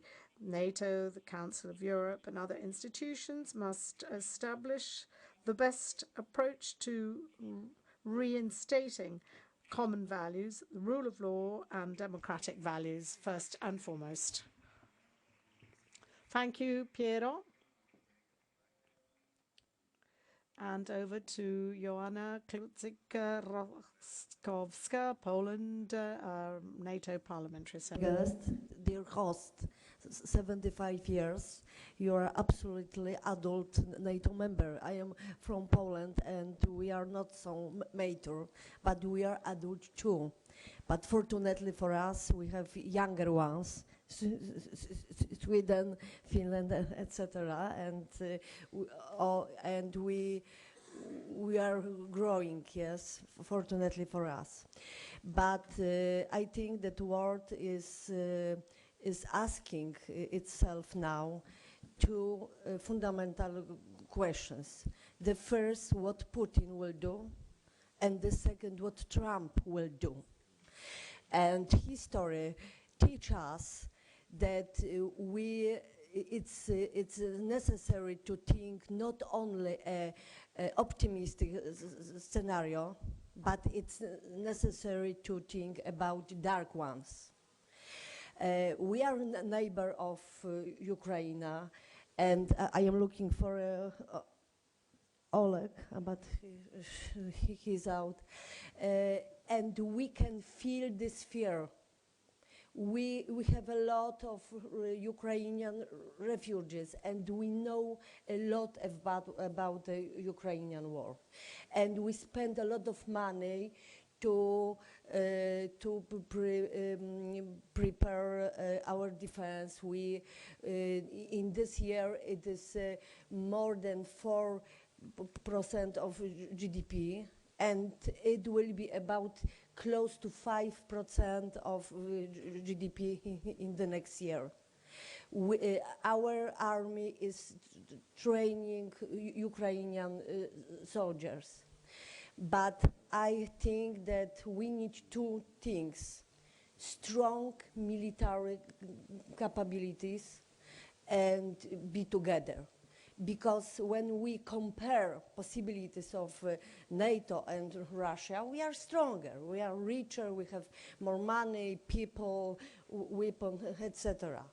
But it's necessary to be together, and I ask about it, and I please about it. Thanks. Grazie. Io vi chiedo scusa, ma devo Thank you. sintetici perché Thank you, but I want to ask everybody to be very concise, otherwise we won't be able to have all the colleagues on the list to speak. I'll give the floor now to Andrei Hunko from Council of Europe, and who's co-president to the group of United European Left. Germany as well, a country where at the moment we don't have a government anymore. So very exciting times. So I want to remind what Defense Minister Guido Crosetto said, that we should, especially as parliamentarians, we have a broader role, a broader spectrum to debate, and we should more think about the future. He said we, the governments, have to deal with day-to-day issues. I think we should make more use of this. And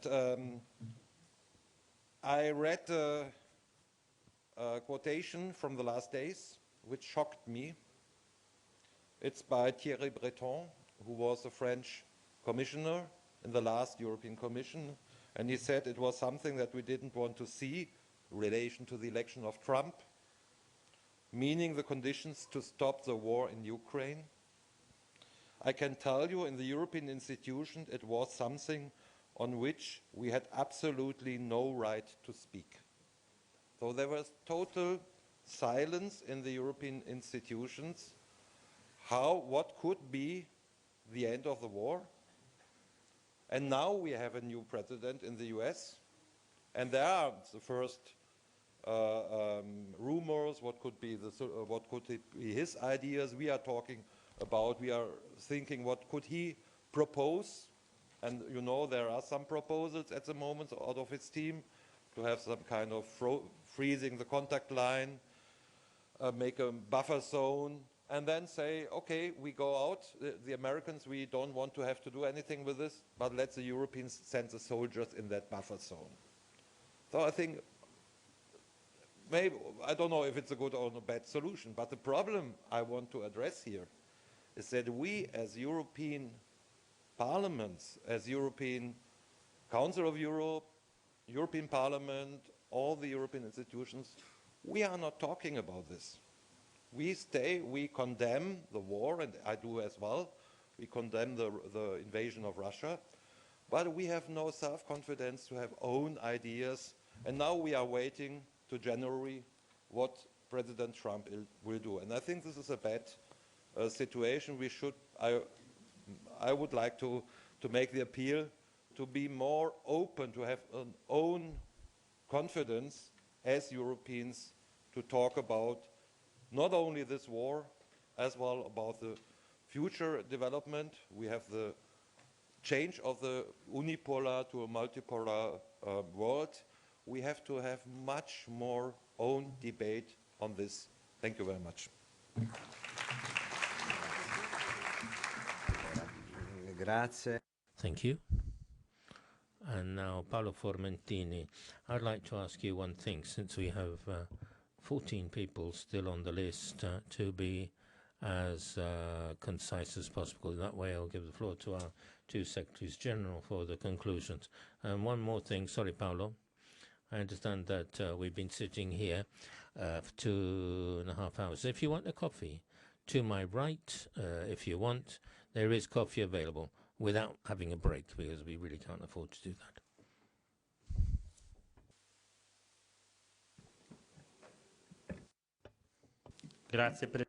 Thank you, Chair.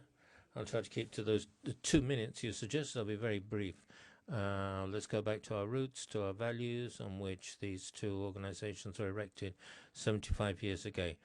We've lost our way over the years, because otherwise all the things which are happening now wouldn't be happening.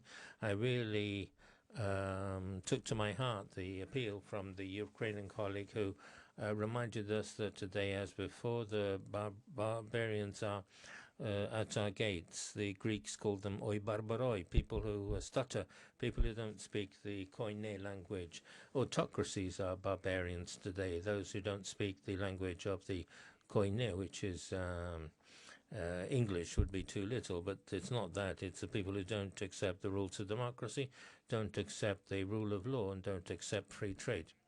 So only being united and only examining ourselves internally and criticizing what we've done and what we need to do over the next 75 years, will we be able in 75 years to celebrate the unity of the West again. And we have to do that starting from the defense of Taiwan, recalling that we haven't been brave enough to tell the United Nations that that country was an example in managing the pandemic, and we all shrank away from that because China imposed that too.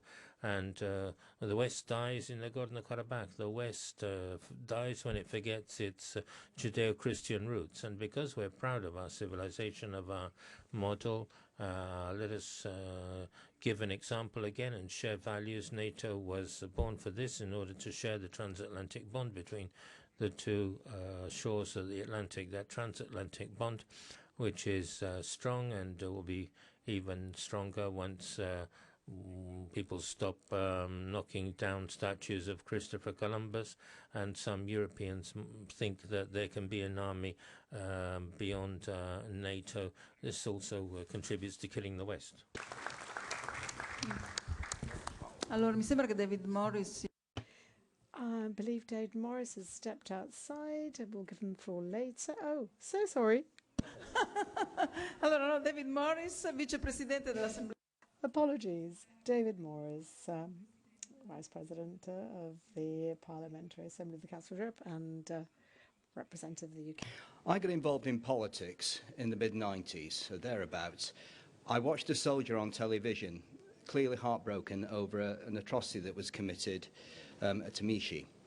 Fast forward a long, long time into the future. The little boy that I was holding at that time watching the television set is now grown up, and he's taller than me. But the man that I watched who was heartbroken, he actually became my best friend. He actually was a parliamentarian. It was Colonel Bob Stewart, finest man I've ever met. And because of that, I ended up becoming a member of the Council of Europe. And as a member of the Council of Europe, I was actually in Paris when we voted for Kosovo to be recognised as a country in its own right. I was very proud to do that. And if you could think how a shopkeeper from a little town in Lancashire could be voting on the future of a country in Paris, nearly 30 years later, it is absolutely mind-blowing. But it shows, and it shows to all the young people out there. I was young once, I did have these feelings, these ambitions, and you can make great change. And I'm no longer a Member of Parliament of the UK Parliament, for now, but one thing that I have learned as being the UK delegation leader and the Vice President of the Council of Europe is how we all work together and how integral we are in one another's fortunes. Although we have some changes on the other side of the pond, as we would say, from the UK and the United States, I urge the new President to get round the table and sort this problem out of the Ukraine. For the people of Ukraine, do not appease Putin. And my good friend Alexei is not in his place sat next to me as he normally is, but we've got the bravest politicians in the Ukraine, and we should back them up as a Council of Europe. And this may be my last speech as a politician, but I can tell you this, young people, it is your future. Make it work. We're carrying on what our grandfathers did. You carry on what we're going to do. Madam Gardini, thank you very much.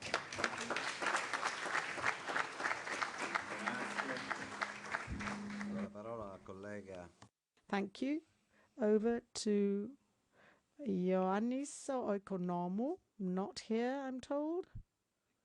Yes, he is. Greece. This event for an important anniversary, and here in Rome, a very beautiful city, which is very familiar for many of us, certainly for Greeks. Modern liberal democracy, rooted in ancient Greek political heritage, the European Enlightenment, and the hard lessons of two world wars and totalitarian communism, is not only a political structure, but also a cultural achievement. Only in modern liberal democracies, rights and freedoms, especially human dignity, are comprehensively protected. And these democracies offer their citizens the highest standards of living and quality of life.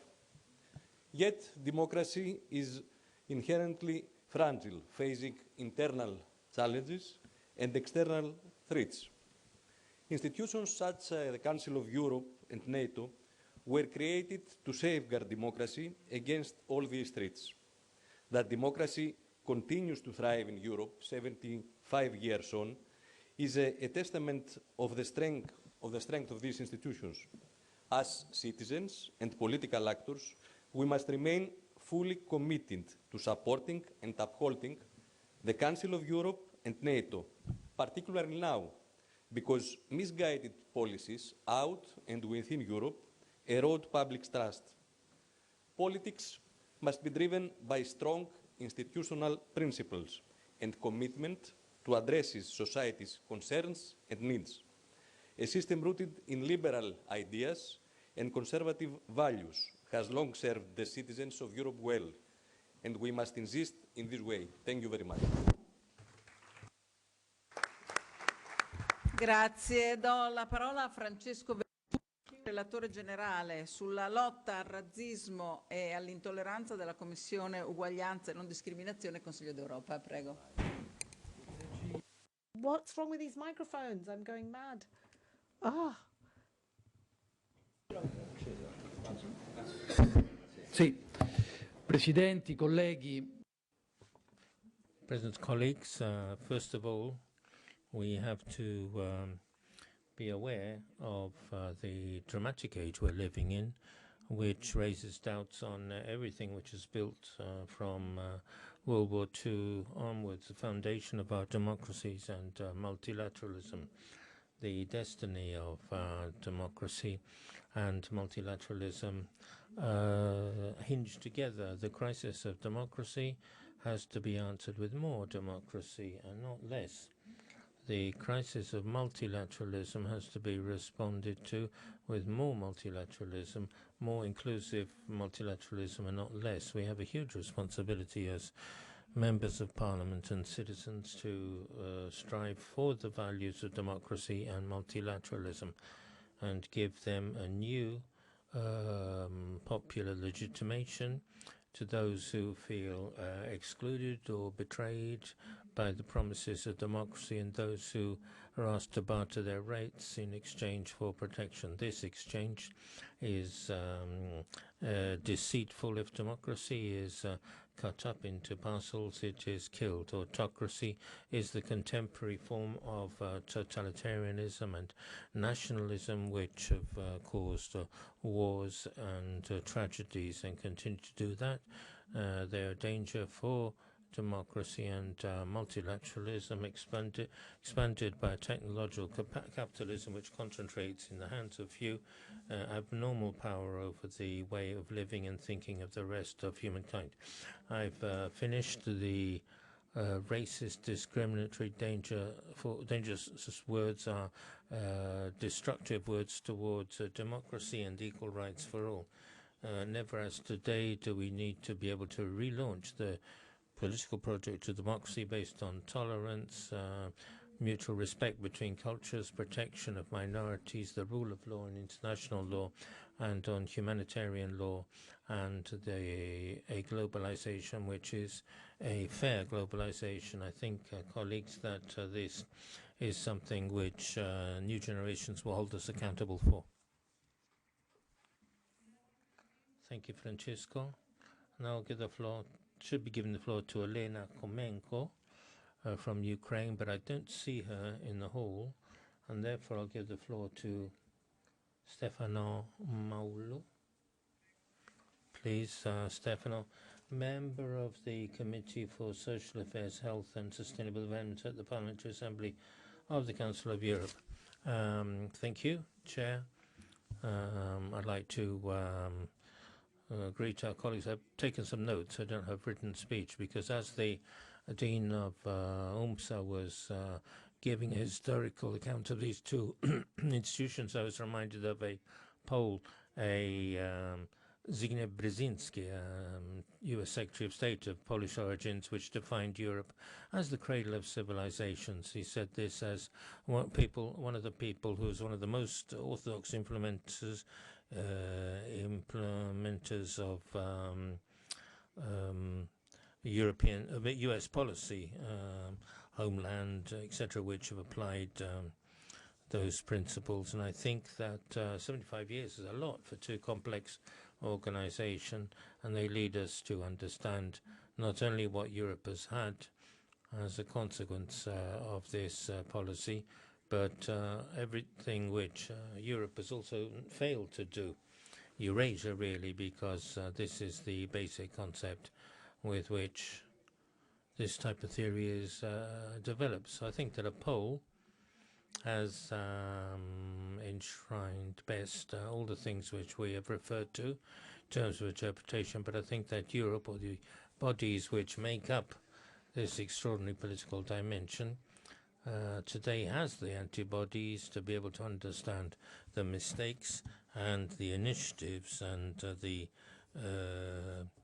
problem issues which have been mentioned in this pleasant evening, to show that there is a possibility to frame political alternatives, taking into account these millenarian roots which the Council of Europe and the North Atlantic Alliance can exercise to respond to those areas where human rights are not respected, and all the things which we consider to be essential in a civilization we want to propose as a model.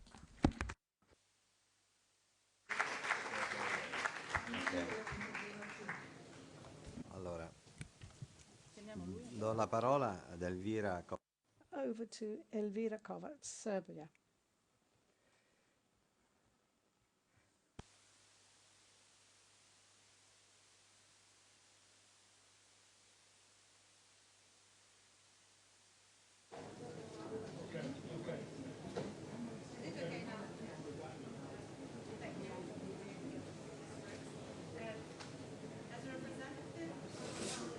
Interpreters apologize, the microphone hasn't been switched on. Yeah, finally.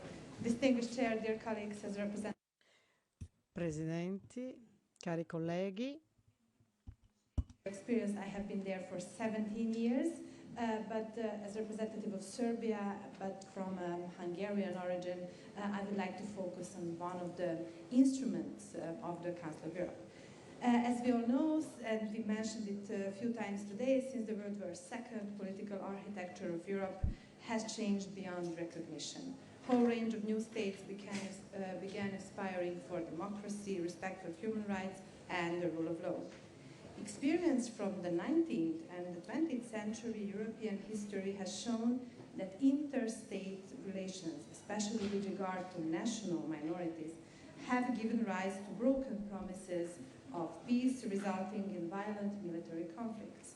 Therefore, as it's stated in the preamble of the Framework Convention for the Protection of National Minorities, the upheavals of European history have shown that the protection of national minorities is essential to stability, democratic security, and peace in this continent. We have been working on the same task to address new realities of today's increasingly diverse societies, or to put it another way, to write on the flag of minority rights that the defining element of an integrated society is not the sameness of the citizens, but the shared sense of belonging. Therefore, Framework Convention for the Protection of National Minorities is a crucial instrument which contains principles of goals that are relevant to the developing peace process and paves the way for societal integration and coherence. Principle complementary to dialogue, mentioned here a few times, and cooperation with partners which enhances international security, increasing stability and safety. However, it is not enough to show that we are united around our values. Rather, as already mentioned by the colleague from Belgium, and I believe that we all agree, we must build on words and deeds. We must show that we are also united in our actions, because this would only enable us to achieve victory, whereas victory is always and only the creation of better political reality. Thank you. Grazie. E do adesso la parola a Bjarni. Over to Bjarni Jonsson, President of the Icelandic delegation at the Council of Europe's Parliamentary Assembly. Thank you. Thank you, Italy, for the invitation and a great meeting. I speak to you as head of the Icelandic delegation to the Council of Europe. Europe, the world, is an unsecure place, like never before. Both NATO and Council of Europe are faced with extraordinary challenges, threats to peace of unknown magnitude, unknown threatening outcomes, if we do not make the right moves, the right decisions. Here I will especially focus on the invasion of Russia into Ukraine and the daily terror they impose on its people. In strong response, Council of Europe, the Parliamentary Assembly has been stepping up and done so in extraordinary steps. Swift, strong measures in support of the Ukrainian people. Expulsion of Russia from Council of Europe. The Council supporting democracy, human rights, taking measures against war crimes, deportation of Ukrainian children, and will continue within the scope of its foundations and role for the nations that form it together. The Reykjavik Summit of Heads of States and the declaration set the stage for strengthening the support for Ukraine and solidifying it with further actions. I would like to use the opportunity here to call on NATO to step up as well and provide even stronger support for Ukraine and initiate the pathway for Ukraine to become member of NATO.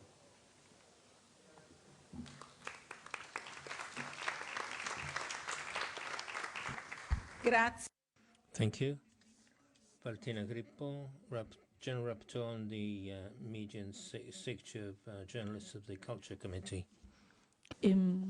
Colleghi. Thank you, Chair. Colleagues, representing the Italian delegation at the Council of Europe and NATO, colleagues from the rest of the world, authorities, religious and civilian authorities, and particularly young people here to listen. The right to information and freedom of journalists is one of those issues which requires an international approach, and the work of the Council of Europe in this area has been very significant. It was significant not only because in a globalized world in which communication information has no boundaries, you cannot have simply national protection, but this has been so important to our colleagues who stressed the situation I've stressed this speaking of the situation in Ukraine, because we've had common guidelines for the 46 countries of the Council of Europe, and we in very different situations, and we find it difficult to find common guidelines. There are situations of conflict and other areas where freedom of information had to be protected against attacks against it. There are some cases which touched Dutch in particular. We've spoken of the journalists detained in Ukraine. We had a very important side event which saw all the main international entities, actors involved, but we were also able to speak of media being affected by platforms. And I want to take make this contribution to our discussion today, which has to be very reminding everybody here representing states and in these organizations that it is very important with significant instruments of guidance to have states, and I was particularly touched by the statement on the aggression of Ukraine. Every time I hear people say this, I'm very touched, and it's important to have contacts in every state, and this is important for us to apply principles in our national parliaments. Thank you, Valentina. Again, I'd like to ask you to be very brief. I give the floor to Reinhard Lopatka from Austria, President of the Austrian delegation, Vice President of the Parliamentary Assembly, newly elected at the European Parliament. So I don't know how long you'll stay with us at the Council of Europe, but you have the floor. Dear Vice President of NATO, cari amici e colleghi italiani, our colleague from Ukraine showed me how important our organizations are indeed, especially for countries who are not member of the European Union. When I think of Georgia, of Moldova, or also Serbia, and of free elections and the rule of law, when I think of Georgia, Serbia, Moldova, Norway, Ukraine, yes, Norway should be a member of the European Union. Iceland and all the other countries. What I want to say is NATO Parliamentary Assembly, for example, is in the Western Balkans, in Montenegro, in Albania, in North Macedonia. Member. They are all members. When I join a meeting of NATO, I'm an associated member. That's the reason why I ask for the floor, to tell you how important also for neutral countries NATO Parliamentary Assembly is in NATO. Austria's relations are conduced through the Partnership for Peace since 1995. And we are actively incorporating for peace and security operations.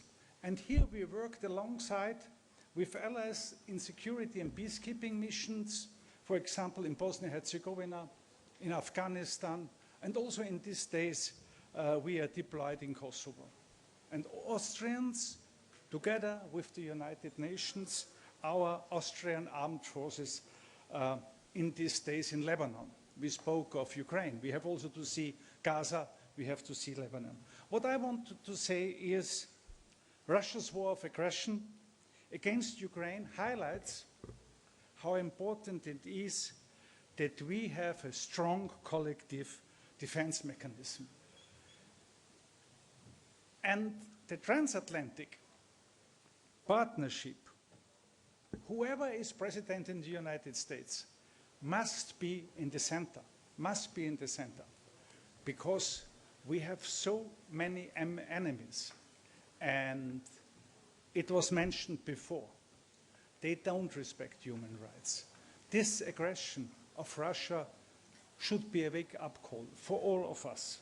Working together, we do it since 75 years, and I'm sure we have to do it in the future even stronger and more united.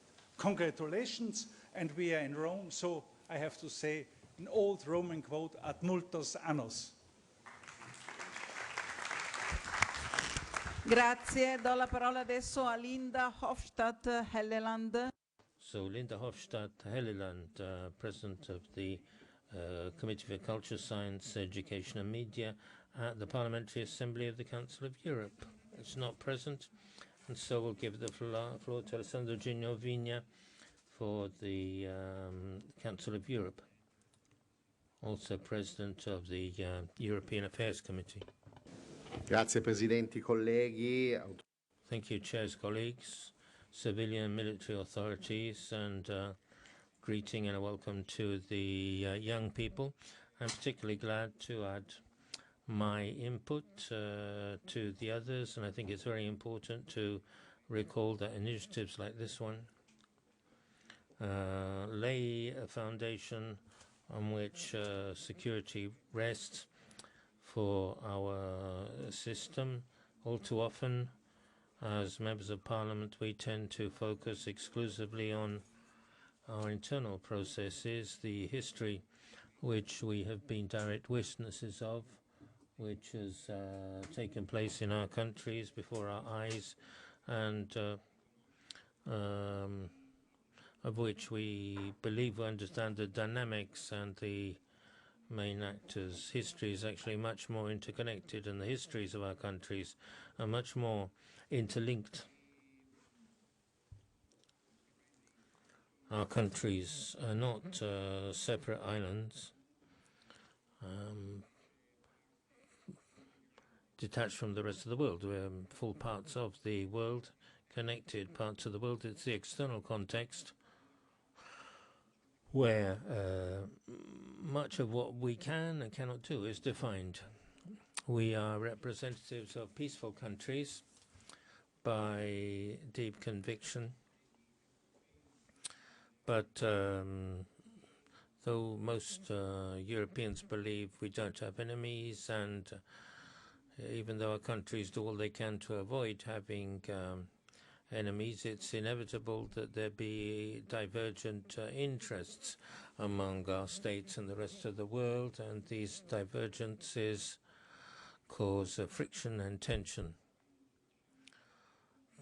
Quite often on the international stage, you have brash individuals or regimes which have no worries about using military force or political and economic force they have available in order to alter the world economic balance. We should also not forget the challenges which come from south of the Mediterranean, trafficking of human beings and clandestine illegal immigration. The Council of Europe and the Atlantic Alliance derived from a change in our international arrangements in order to avoid the outbreak of new conflicts, developing dialogue and interdependency between states which were being re-established, and particularly promoting the respect of human rights and democracy.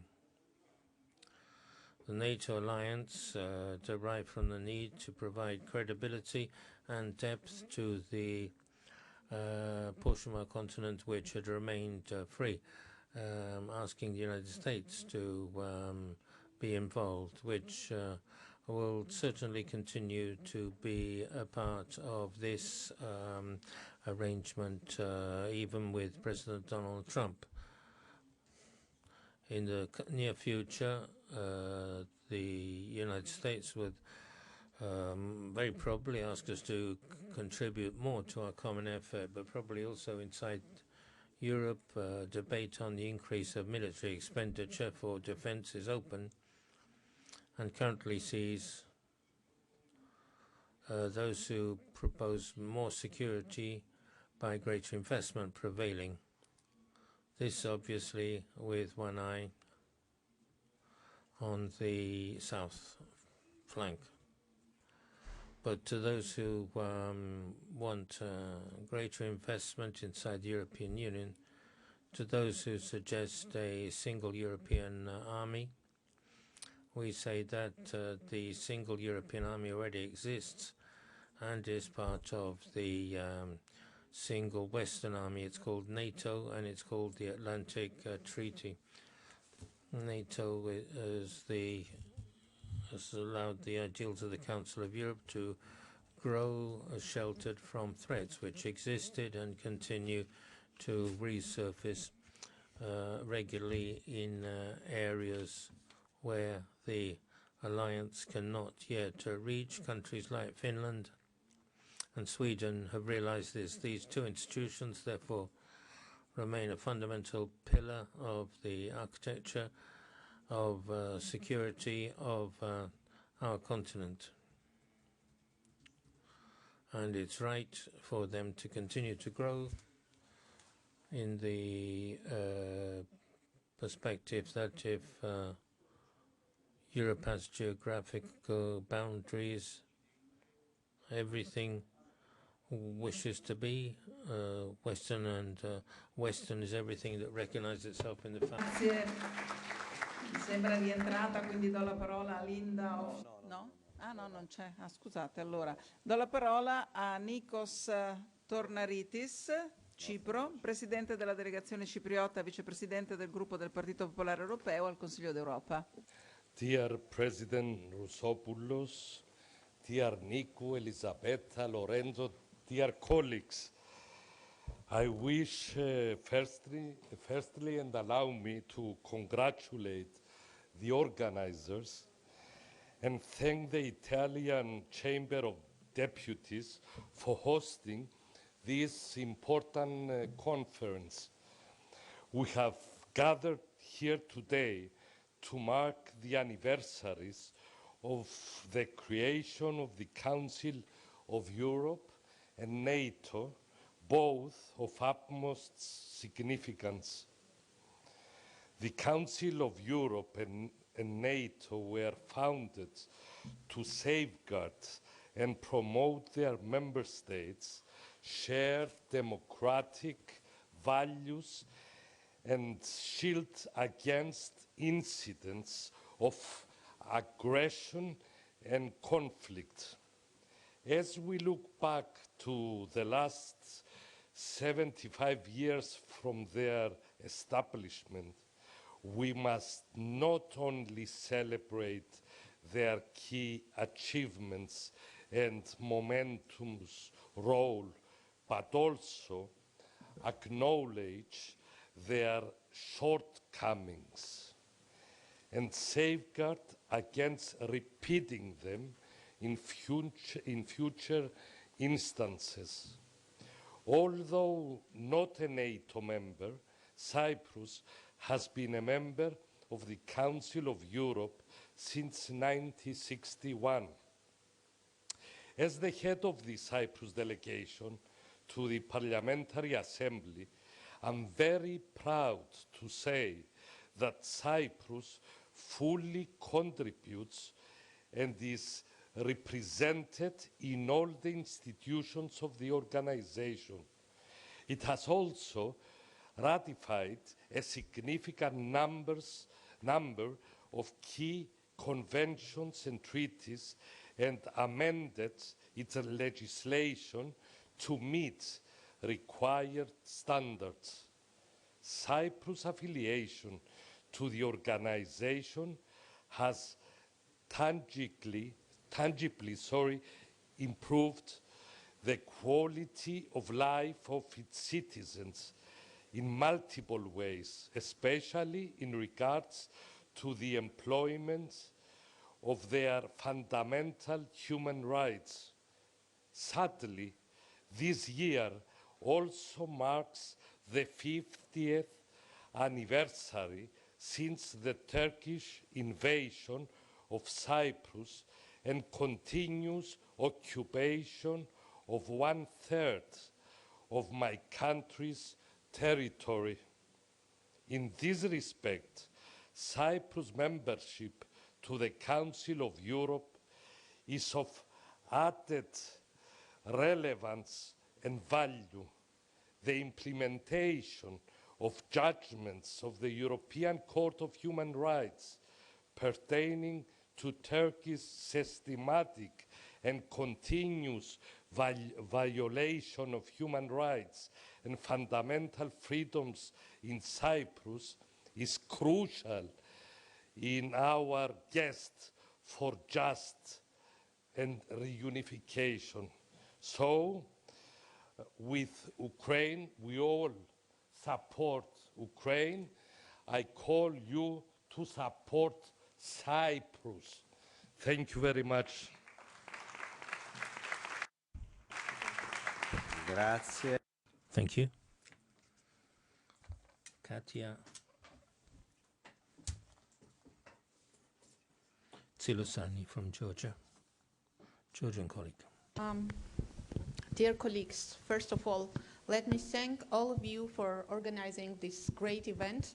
And it's indeed really important for us to celebrate the establishment of the Paesi and NATO, because both are extremely important. And I also wanted to echo what my colleagues here said from Austria, that it is especially important for those countries who are not yet the members of the European Union and who are not protected with the security umbrella of NATO. Because we all know how difficult it is to be situated geographically in the region, which has a lot of challenges, but also has a lot of opportunities to play a huge role and be a big contributor to the security and prosperity of the European security, and if we take in wider perspective, to the Euro-Atlantic security as well. Because despite the fact that 20% of my country is occupied by Russia, and we do have significant challenges when we speak about the protection of human rights in the occupied territories, we are remaining committed to our common European values to protect democracy, human rights and rule of law in the country, and also to be well prepared to be a member and to be active partners to those who trust in us. Recently in Georgia we had parliamentary elections, and it was very important elections, called sometimes like the referendum, because people of Georgia who voted for peace, who voted to be committed members of the European Union, needs your support. And we strongly believe that all of you fully understand the challenges that Europe has in Ukraine, in other countries also, but please do not forget Georgia, because we are the candidate country of the European Union, and we need your active support, because we need you. Together we are stronger, and together we can have better future for all of us. Thank you very much.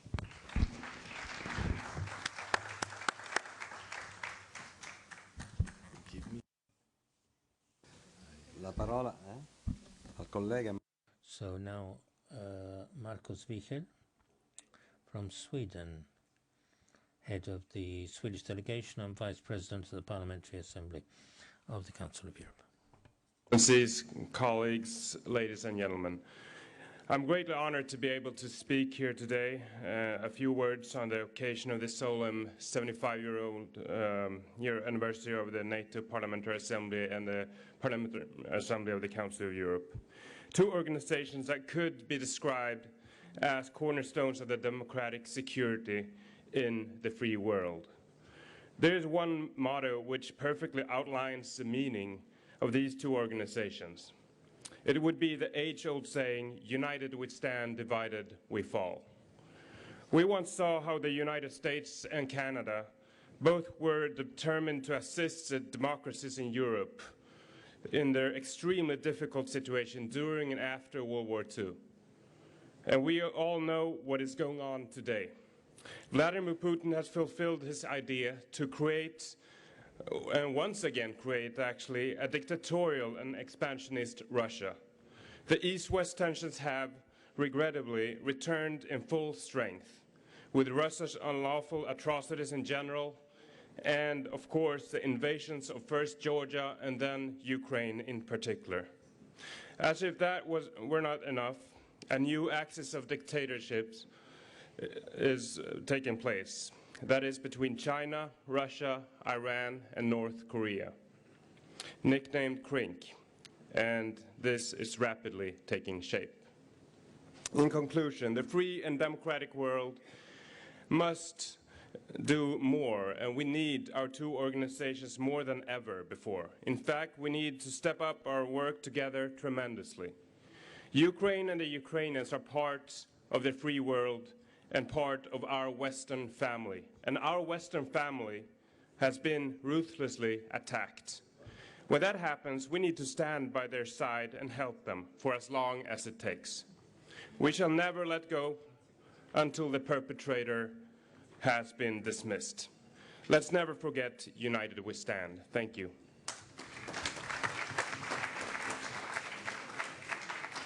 Grazie. La parola all'onorevole.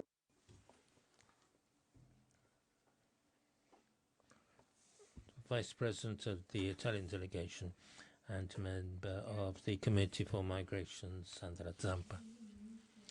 Thank you, Chair. I also wish to add my thanks to those who've made this meeting possible, and in particular, I would send a very friendly greeting to our colleagues from the Council of Europe and the young people who've been patiently listening for quite a long time now.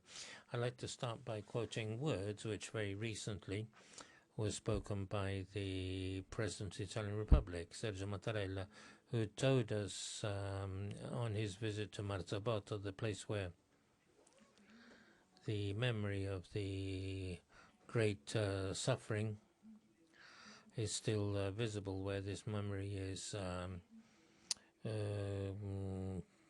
kept very sensitively by a great community. The President said, "Spectres of horror have not left history." These words are words which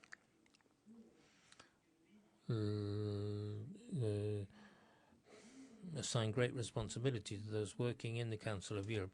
Wherever we turn currently, we need to realize how much these spectres are operating in the dark, not even in the dark, before our eyes, and how much this horror reaches close to our houses, close to our countries, close to our communities. The generation of the founding fathers was able, on the ruins and horrors, to build, and they also built the Council of Europe, a common home which young people should know of and visit as much as possible. The task today is far from being accomplished for the Council of Europe, because for those who've worked to protect the Council, today there is still a challenge. We need to be able to respond to the problems of the present. Whoever, therefore, has had the privilege and the responsibility to work in the institution, I consider that as a great responsibility, but also a great privilege, knows, because they have experienced this, that it is possible to do things together and to do something good together. This something good is always too little compared with the demands of the present. The more we measure up to the challenges of the present, the smaller we feel and the less capable we feel. But altogether something can be done. I think that the Council of Europe today is called upon to respond to huge challenges, which are not just the ones we see, but also the ones which are emerging.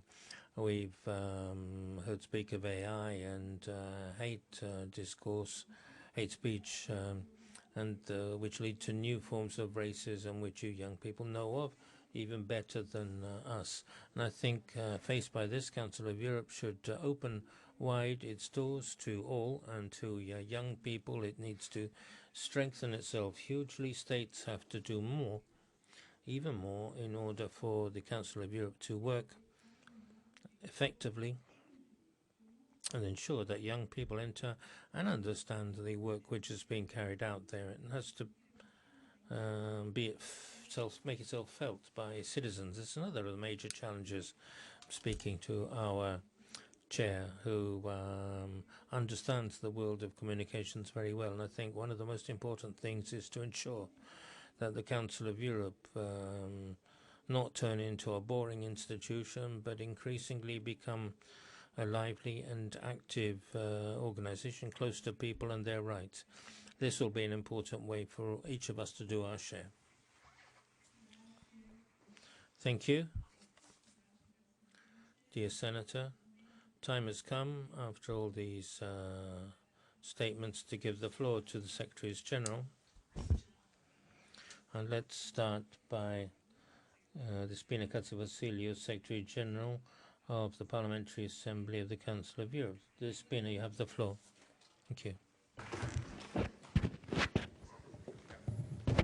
Grande e piccola però. Un immenso grazie. Great but rather small, as you can see. I would like to thank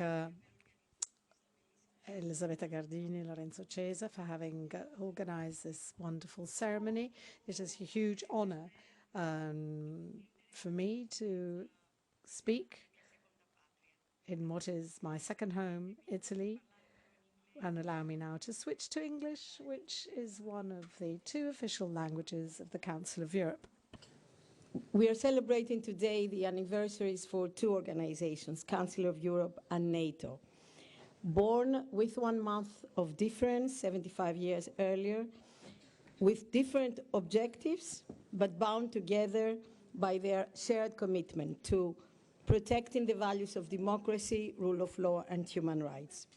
Both emerged from a common intellectual tradition and a dedication to the spiritual and moral values that are Europe's shared heritage. The heritage which is the true source of individual freedom, political liberty, and the principles of law that underline genuine democracy. Both organizations were designed by their founders to be guardians, guardians of sovereignty, guardians of peace, guardians of the community of fundamental values. The Council of Europe was given a vast mandate, a broad mandate. Its institute explicitly excludes only one area, defense. This was assigned to NATO. Both organizations have faced multiple political crises, witnessed the fall of the Berlin Wall, adapted themselves to the enlargements of the 90s, and now facing their biggest challenge in their history with the unwaged war of Russian Federation in Ukraine. A unity of purpose and a shared sense of guardianship have led to common areas of action between NATO and the Council of Europe. Some were mentioned today. I'm particularly thinking of counter-terrorism, fight of cybercrime, and promotion of democracy and human rights in advancing with artificial intelligence. There is also growing awareness in both organizations of the impact of climate change on security, as well as the importance of empowering women when promoting peace and security and recognizing their role for stability. For each part, the Parliamentary Assembly, since its very first meeting on 10th August 1949, Professor Bonini reminded us of that, has provided a forum for political debate among different European voices to give governments in touch with European public opinion. With its impetus, The Council of Europe has been striving for 75 years to advance standards that improve the quality of life of people in Europe, looking to the future while never forgetting the lessons from the past. It has inspired the NATO to establish its own Parliamentary Assembly a few years later. And since then, the Parliamentary Assembly of NATO has itself given impetus to the organization, providing elected representatives from Europe and North America with a space where they could discuss and influence decisions on the security of the members of the alliance. The Council of Europe and NATO have thus different tasks, but they are both based on the fundamental values of protecting human rights and safeguarding democracy and the rule of law. And when we heard today, our President of the Assembly, Rousopoulos, said it very clearly, that we have the common goal of pursuit of peace. The obvious question follows: how can we ensure peace for all citizens in Europe? This cannot be conceived without first achieving democratic security in our member states. And here I want to come to really the key theme of our discussions today. It is only by achieving democratic security, indeed, that our countries will be capable to react to the challenges of the 21st century. Security is a wider concept than defense and rests to a great extent on compliance with democratic processes, human rights, and rule of law. Our Parliamentary Assembly has reiterated this idea in several resolutions and has pushed it through to the summit declaration of the Reykjavik, the last summit of heads of state and government of our organization. Soft or democratic security is the expression of societal resilience and individuals' well-being, and it thus covers an equally crucial role to hard security, which of course continues also to be vital. Supporting the role of civil society, increasing citizens' trust in democratic institutions, innovating adherence to the rule of law and to fundamental rights and freedoms, safeguarding media plurality and access to information are all essential elements to strengthen the resilience of democracies. Ensuring that the shared principles of human rights, democracy, and rule of law are respected in our member states becomes an imperative if we want to achieve peace. After all, we cannot expect a country that does not abide to these principles to respect its neighbors. This is exactly what is embedded in the concept of democratic security. I'm afraid that the war of Russian Federation against Ukraine has shown this in a very dramatic way. If we had managed to secure democratic security in Russia, we wouldn't have been called now to ensure security on the whole continent.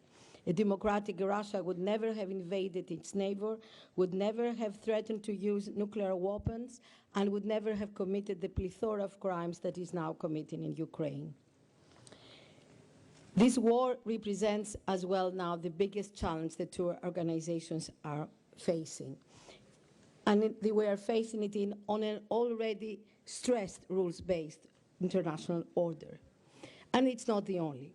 Our democratic institutions are facing hybrid threats, including the malicious actions of foreign agents behind which we know that autocracies such as Russia and China are hiding.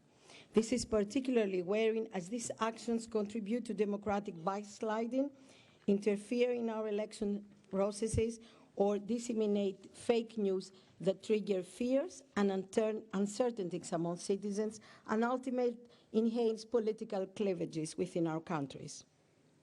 The multidimensional and interrelated challenges that we are currently facing, from conflict, geopolitical and financial crisis, to global health and climate change, all demand solutions that draw from different perspectives and involve different bodies with specific expertise. The role played by the parliamentary assemblies of the Council of Europe and of NATO is crucial in this sense. What we celebrate today is also this, despite the very hard context that Mr. Alexei Goncharenko reminded us of, is a major expression of democracy. by giving voice to elected representatives and allowing them to oversee and influence the course of actions of the two organizations, the two assemblies have an important responsibility in upholding our common values. This was so eloquently reminded us by the Minister of Defense of Italy, Crosetto, earlier this afternoon. It is important that we honor this role and that we keep strengthening our collaboration in all possible areas. Allow me to remind you the starting point. I didn't hear it. The cooperation agreement that was signed in 2005 between the two assemblies, which foresees that there is a regular exchange of information between our two assemblies. We also collaborate in practical terms, for example, through the joint election observation missions, which are conducted in collaboration with other international assemblies, such as the OEC Parliamentary Assembly or the European Parliament. This collaboration contributes greatly to monitoring democratic processes, which is yet again an essential tool to safeguard democratic security. Our joint efforts represent the only possible defense against autocracy and the forces of darkness. If we fail, the immense sacrifices that our forebears made for us will be in vain. We need to keep fighting for democratic security. We owe it to them, and we owe it mostly to the future generations yet to come. Allow me to conclude with two thoughts, addressing myself in particular also to the young people that I'm very happy to see here. We were said to be the oldest international assembly, created 75 years ago, composed of elected representatives. We are proud today to have amongst ourselves an equal number of women and men parliamentarians. It took us 75 years to achieve it, but we did achieve it. And we are the first parliamentary assembly only this year to establish a special mechanism for cooperation with the youth. We have just introduced a new partnership mechanism whereby every committee of the Assembly will have a youth rapporteur so that the voice of the young people is heard, not only on themes that are traditionally concerning the young people. We think about this when we talk about education or climate, but on every single debate.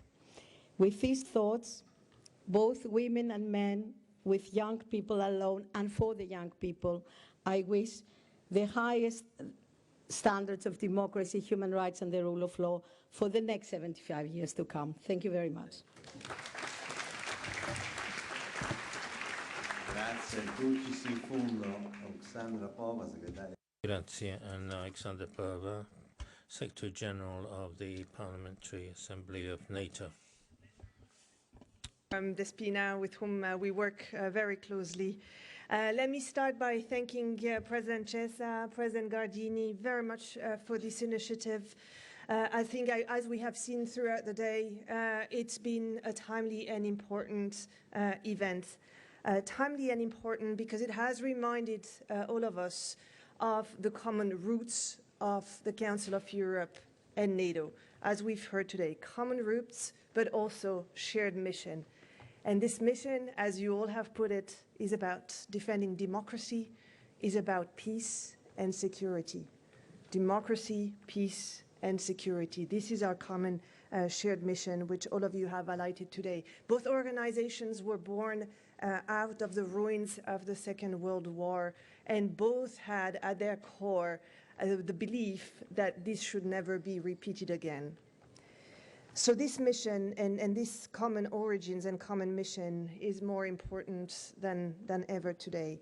For the past 5 years, as Vice President Nico Falcoi has reminded us, the NATO Parliamentary Assembly has been alerting to the growing threats of authoritarianism and of authoritarian collaboration. And the Assembly has had some success in helping NATO refocus on the defense of democracy, which is enshrined in NATO's founding treaty. We have had some success in enshrining this defense of democracy into NATO's new strategic concept adopted in 2022, but there's still some way to go. And as Vice President Falco reminded us, one of the Assembly's priorities is to is for NATO to operationalize this commitment through the establishment of a Center for Democratic Resilience at its headquarters. Today's event has also reminded all of us of the key role that parliamentarians and parliamentary assemblies can play. As elected representatives of the people, you are the first guardians of democracy.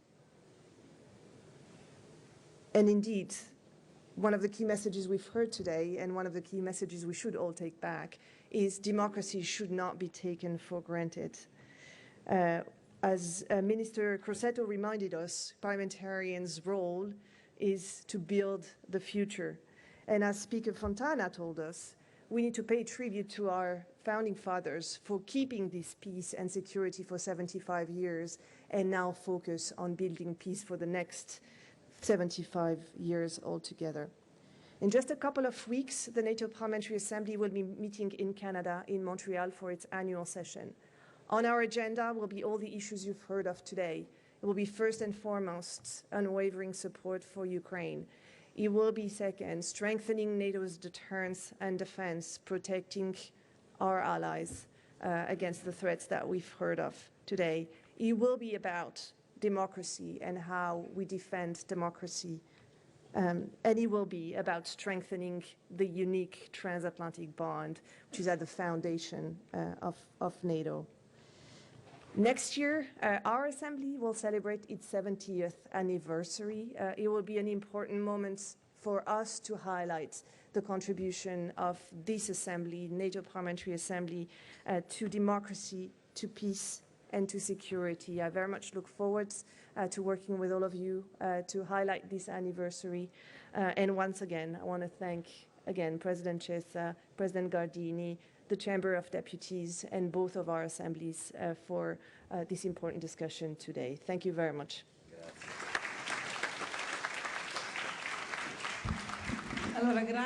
So thank you. Many, truly thanks to everybody. These two final statements were made, I would stress, by two women. And so a big round of applause to our Secretaries General, who lead very competently and enthusiastically these two parliamentary assemblies. And now one organizational point. We'll move together. All of us will assemble at the exit, and we will move together to Palazzo al Temps. So we'll see you all soon.